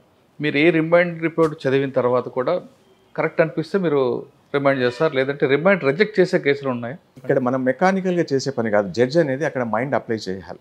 పోలీస్ వాళ్ళు ఒక ముద్దాయిని తీసుకొని రిమైండ్ రిపోర్ట్ తీసుకొని వస్తారు. రిమైండ్ రిపోర్ట్ తీసుకొని వచ్చినప్పుడు చట్టపరంగా అన్ని ప్రొవిజన్స్ ఫాలో అయినారా లేదా అని ఫస్ట్ అసర్టైన్ చేసుకోవాలి. జస్ట్ మేయర్ ఆస్కింగ్ రిమైండ్ చేయకూడదు, వాళ్ళ మీద ప్రైమా ఫేసి కేసు ఎస్టాబ్లిష్ కావాలి. మీకు దీని గురించి ఒక ఉదాహరణ చెప్తాను. నల్గొండలో నేను పనిచేసేటప్పుడు ఒక ముద్దాయిని తీసుకొని వచ్చినారు పోలీస్ వాళ్ళు. ఆ ముద్దాయి ఎవరో కాదు, ఒక అంటే థెఫ్ట్ ప్రాపర్టీ, గోల్డ్ ప్రాపర్టీ కొంటుంటారు కదా, రిసీవర్ ఆఫ్ స్టోలన్ ప్రాపర్టీ. మామూలుగా ఈ మార్వాడి షాప్స్ ఉంటాయి. సుల్తాన్ బజార్లో ఒక మార్వాడి షాపు ఓనర్ని పట్టుకొని వచ్చినారు పోలీసు వాళ్ళు. అతన్ని ఏటుగా చూపించినారు. ఏవన్ ఆల్రెడీ దొంగ, వాడు జైల్లో ఉన్నాడు. వాడు దొంగ కన్ఫెషన్ చేసినట్ట పలానా షాప్లో అమ్మినానని. సరే పోలీసులు పోయి ఆ సుల్తాన్ బజార్లో ఉన్నటువంటి ఒక మార్వాడి షాప్ ఓనర్ని తీసుకొచ్చి రిమాండ్ తీసుకొచ్చి, అది కూడా ఈవినింగ్ 5 తర్వాత నేను ఇంటికి వచ్చినారు, నల్గొండలో పనిచేసినాం. రిమాండ్ రిపోర్ట్ అంతా థరోగా చదివాను నేను. ఇన్స్పెక్టర్ కూడా కేసు నెంబర్ తీసుకుని వచ్చినాడు. బాగానే ఉందండి, ఏమన్నా రికవరీ ఉందా అన్న. అట్లీస్ట్ 1 గ్రామ్ ఉన్నట్టు రికవర్ చూపెట్టండి, నేను రిమాండ్ రాస్తాను. సార్ రికవర్ లేదు సార్, వాళ్ళు మార్వాడీలో ఎక్కడ ఇస్తారు అన్నాడు. నేనేం చేస్తాను, I'm not concern whether is Marwari or some XYZ. నాకు మెటీరియల్ ఇక్కడ వాళ్ళ దగ్గర ఏమన్నా రికవరీ జరిగిందా? రికవరీ లేదు. రికవరీ లేనప్పుడు మరి నేను ఎట్లా రిమాండ్ ఇవ్వాలి? How can you say that this fellow is a receiver of stolen property అని రిజెక్ట్ చేసినాను. రిజెక్ట్ చేసి అప్పటికప్పుడు వదిలేసినాను. అట్లాంటి జడ్జి అంటే మరి ఏదో పోలీస్ వాళ్ళు రిమాండ్ తీసుకొచ్చినంత మాత్రాన రిమాండెడ్ టు జ్యూస్ కస్టడీ రాయడం అది మెకానికల్, అది మనం ఒక జడ్జికి చేయాల్సిన పని కాదు. ఒక కంప్యూటర్ ముందు పెడితే కూడా అదే రిమాండ్ రిపోర్ట్ రెడీ చేసి ఇప్పుడు ఆర్టిఫిషియల్ ఇంటెలిజెన్స్ వచ్చి అది కాదు కదా. ఇక్కడ మనిషి ఒక జడ్జి అనేటువంటి కేసు పూర్వాపరాలు పరిశీలించాలి. అక్కడ ప్రైమా ఫేసి కేసు సాటిస్ఫై అయినప్పుడే అతనికి రిమాండ్ అనేటువంటిది ఇస్తాం. లేకుంటే అతని ఫండమెంటల్ రైట్స్ మనం వయలేట్ చేసిన వాళ్ళం అవుతాం. సార్ కొన్ని కేసుల్లో కాపీ పేస్ట్ వస్తుంటాయండి. ఒక ఎగ్జాంపుల్ 376 ఉందనుకోండి, ఇంతకుముందు ఆయన 377 యాడ్ చేశాడు. అది మీకు తెలుసు 376 377 తేడా అని, కానీ అక్కడ రిమైండ్ రిపోర్ట్లో కాపీ పేస్ట్ కనిపిస్తుంది. అటువంటి కేసులు ఎదురయ్యాయి మీకు? ఎన్నో అవుతుంది. ఇప్పుడు ఈ కంప్యూటర్ వచ్చిన తర్వాత దాని నుంచి మెరిట్ ఉంది, డిమెరిట్ ఉంది. కంప్యూటర్ వచ్చిన తర్వాత దాని నుంచి మెరిట్ ఉంది, డిమెరిట్ ఉంది. అంటే అక్కడ మనిషి అనేవాడు కంప్యూటర్ ఆపరేటర్ కొంచెం ఇంటెలిజెంట్గా పనిచేస్తే తప్పులు జరగవు. కాకపోతే మానవ సహజం ఒక్కొక్కసారి కట్ కాపీ పేస్ట్ వలన ఒకసారి ఫ్యాక్ట్స్ మారిపోతాయి, అఫెన్సులు మారిపోతాయి. అందుకనే జడ్జి అనేవాడు వాడు ఏది ఉన్నప్పుడు కూడా, ఏ రాత్రి వచ్చినా ఏ పగలు వచ్చినా కూడా ఒక్క రిమైండ్ రిపోర్ట్ 1 నిమిషాలు 5 నిమిషాలు దృష్టి పెట్టి చూస్తే మనకు తెలిసిపోతుంది. వాడు ఇక్కడ కట్ కాపీ పేస్ట్ వచ్చినా కూడా ఒకవేళ రిమైండ్ రిపోర్ట్లో తప్పులు జరిగినా కూడా దాన్ని సరి చేసే అవకాశం ఉంటుంది ఇక్కడ. లేదంటే ఆ తప్పు అట్లాగే మిగిలిపోతుంది. అటువంటి ఎదురుపడ్డాయి మీకు? అట్లాంటివి ఎదురు పడలేదు. సార్ సామాన్యుడు అందరికీ మనం ఫైనల్కి వస్తున్నాం సార్. సామాన్యులు కొంతమందికి కోర్టుకు వెళ్తే లేట్ అవుతుంది అనే ఒక అపవాదం కనిపిస్తుంటుంది. అది వాస్తవం అంటారా? కోర్టుకు వెళ్తే అపవాదం అంటే ఇప్పుడు మనకు అల్టిమేట్గా న్యాయాన్ని ఇచ్చేటువంటి వ్యవస్థ న్యాయ వ్యవస్థ. నేను ఇంతకుముందు చెప్పినట్టు పబ్లిక్ అండ్ జడ్జి రేషియో అనేది చాలా తక్కువగా ఉంది. తర్వాత ఏ కేసు డిస్పోజ్ చేయాలన్నా కూడా దానికి ఫ్రమ్ ది బిగినింగ్ నుంచి చివరి వరకు ఒక ప్రొసీజర్ ఉంటుంది. ఆ ప్రొసీజర్ కంపల్సరీ ఫాలో కావాల్సిందే. There is no short cut. కాబట్టి ఇంతకుముందు కంటే కూడా ఇప్పుడు చాలా స్పీడ్గా కేసులు జరిగేటువంటి పరిస్థితి ఏర్పడింది. ఎందుకంటే ఇప్పుడు న్యాయమూర్తులు పెరిగినారు, కోర్టులు పెరిగినది, కోర్టులో కూడా క్రమేణా ఇన్ఫ్రాస్ట్రక్చర్ కూడా డెవలప్ అవుతుంది, ఇంప్రూవ్ అవుతుంది. వీలైనంత వరకు కేసులు గతంలో కంటే కూడా ఇప్పుడు స్పీడ్గా జరుగుతున్నటువంటిది. జనరల్ పబ్లిక్కి చిన్న చిన్న ఇష్యూస్ ఎక్కువ అనుమానాలు వస్తుంటాయి. ఎవరికి సంప్రదించాలి, ఎలా సంప్రదించాలని ఒక అనుమానాలతో వాళ్ళే మదన పడి తాగిపోతుంటారు.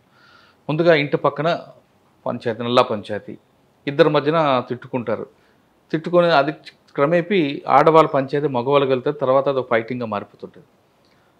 తిట్టుకున్న విషయాన్ని కోర్టుకు వెళ్ళాలా లేదా పోలీస్ స్టేషన్కి వెళ్ళాలా? పోలీస్ స్టేషన్కి వెళ్తే ఇది కాగజబుల్, నాన్ కాగజబుల్ 2 డివైడ్ చేస్తుంటారు. ఇది కోర్టు అనుమతి తీసుకున్న తర్వాత కేసు పెట్టాలంటారు. అటువంటప్పుడు బాధితులు ఏం చేయాలి? ఇప్పుడు మీరు అన్నట్టు కాగ్నిజబుల్, నాన్ కాగ్నిజబుల్ కేసులు ఉంటాయి.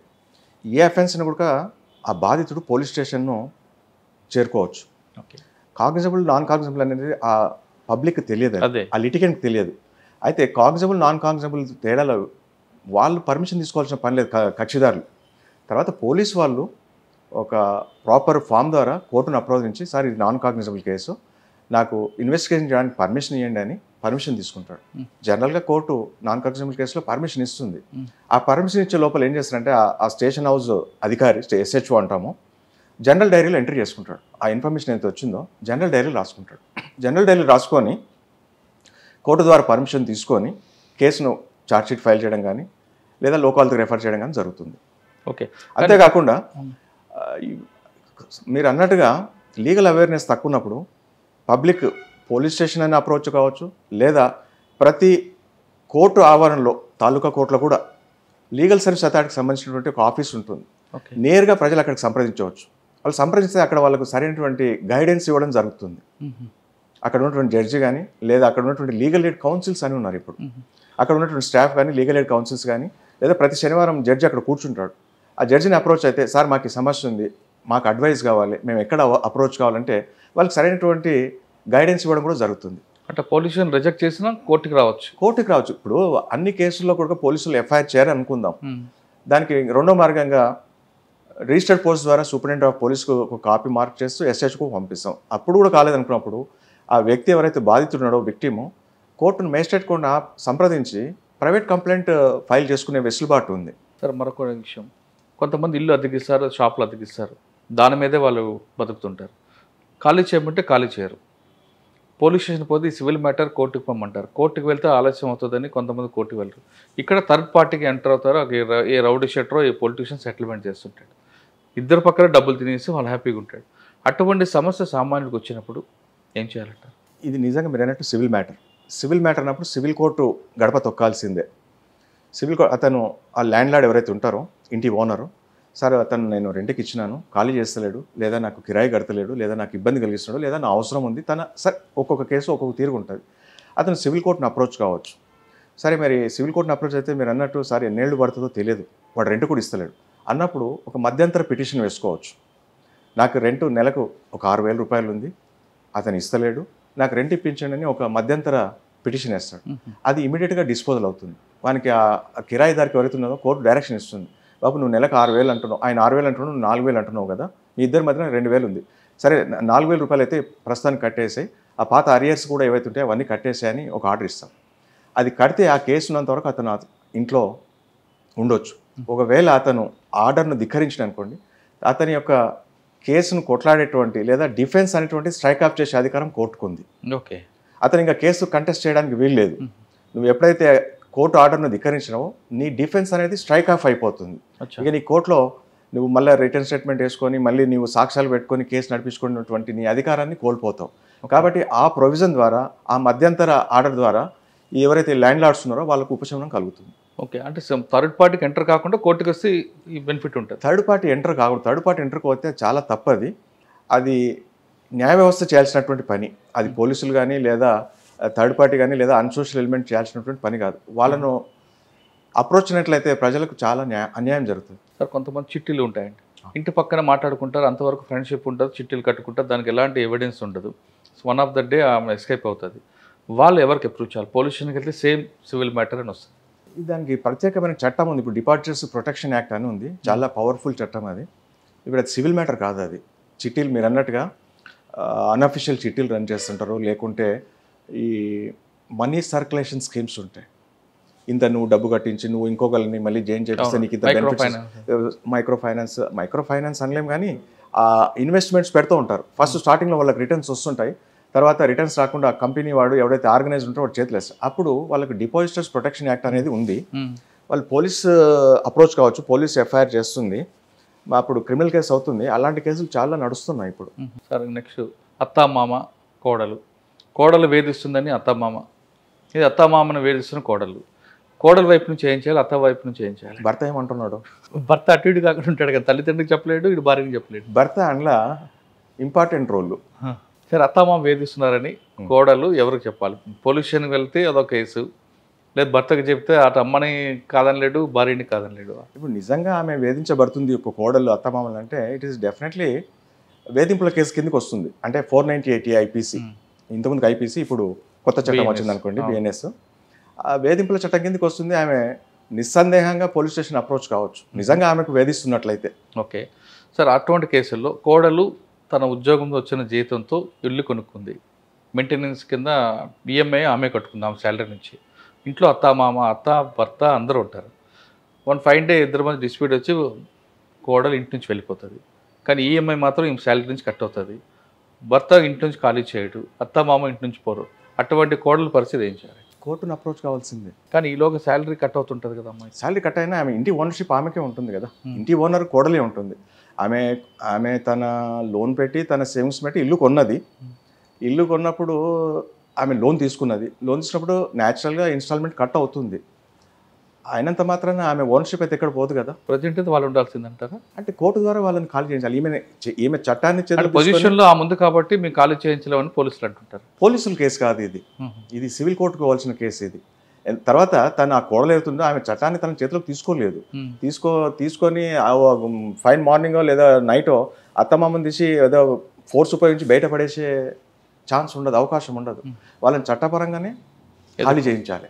ఓకే, దానికి పోలీసులు కూడా ఏం చేయలేరు. వాళ్ళ దగ్గరికి పోతే ఇది సివిల్ కేసు, మీరు సివిల్ కోర్టును అప్రోచ్ కండి అంటారు. కాబట్టి సార్ ఇప్పుడు కోడలు వేధిస్తుందని అత్తమామ ఉన్నారండి, వాళ్ళు ఎవరికి అప్రోచ్ అంటే? వేధింపులు అయితే పోలీస్ స్టేషన్కి వెళ్ళాల్సిందే, లేదంటే కోర్టుకు రావాల్సిందే. పోలీస్ స్టేషన్కి వెళ్తే కొడుకు పరుగు పోవద్దని అనుకుని భావించే తల్లిదండ్రులు ఉన్నారండి. ఇప్పుడు అలాంటి రాని కేసులు ఎన్నో ఉంటాయి. పరువు పోతుందనో లేకుంటే మనకు పని జరగదనో అటువంటి రాకుండా ఇంట్లో సతమతమైన కేసులు ఎన్నో ఉంటాయి. మనం వాటి గురించి మనం మాట్లాడుకోలేం. ఎందుకంటే మనకు తెలియని అన్నోన్ కేసెస్ చాలా ఉంటాయి. మనకు తెలిసేటి నోన్ కేసెసే కదా.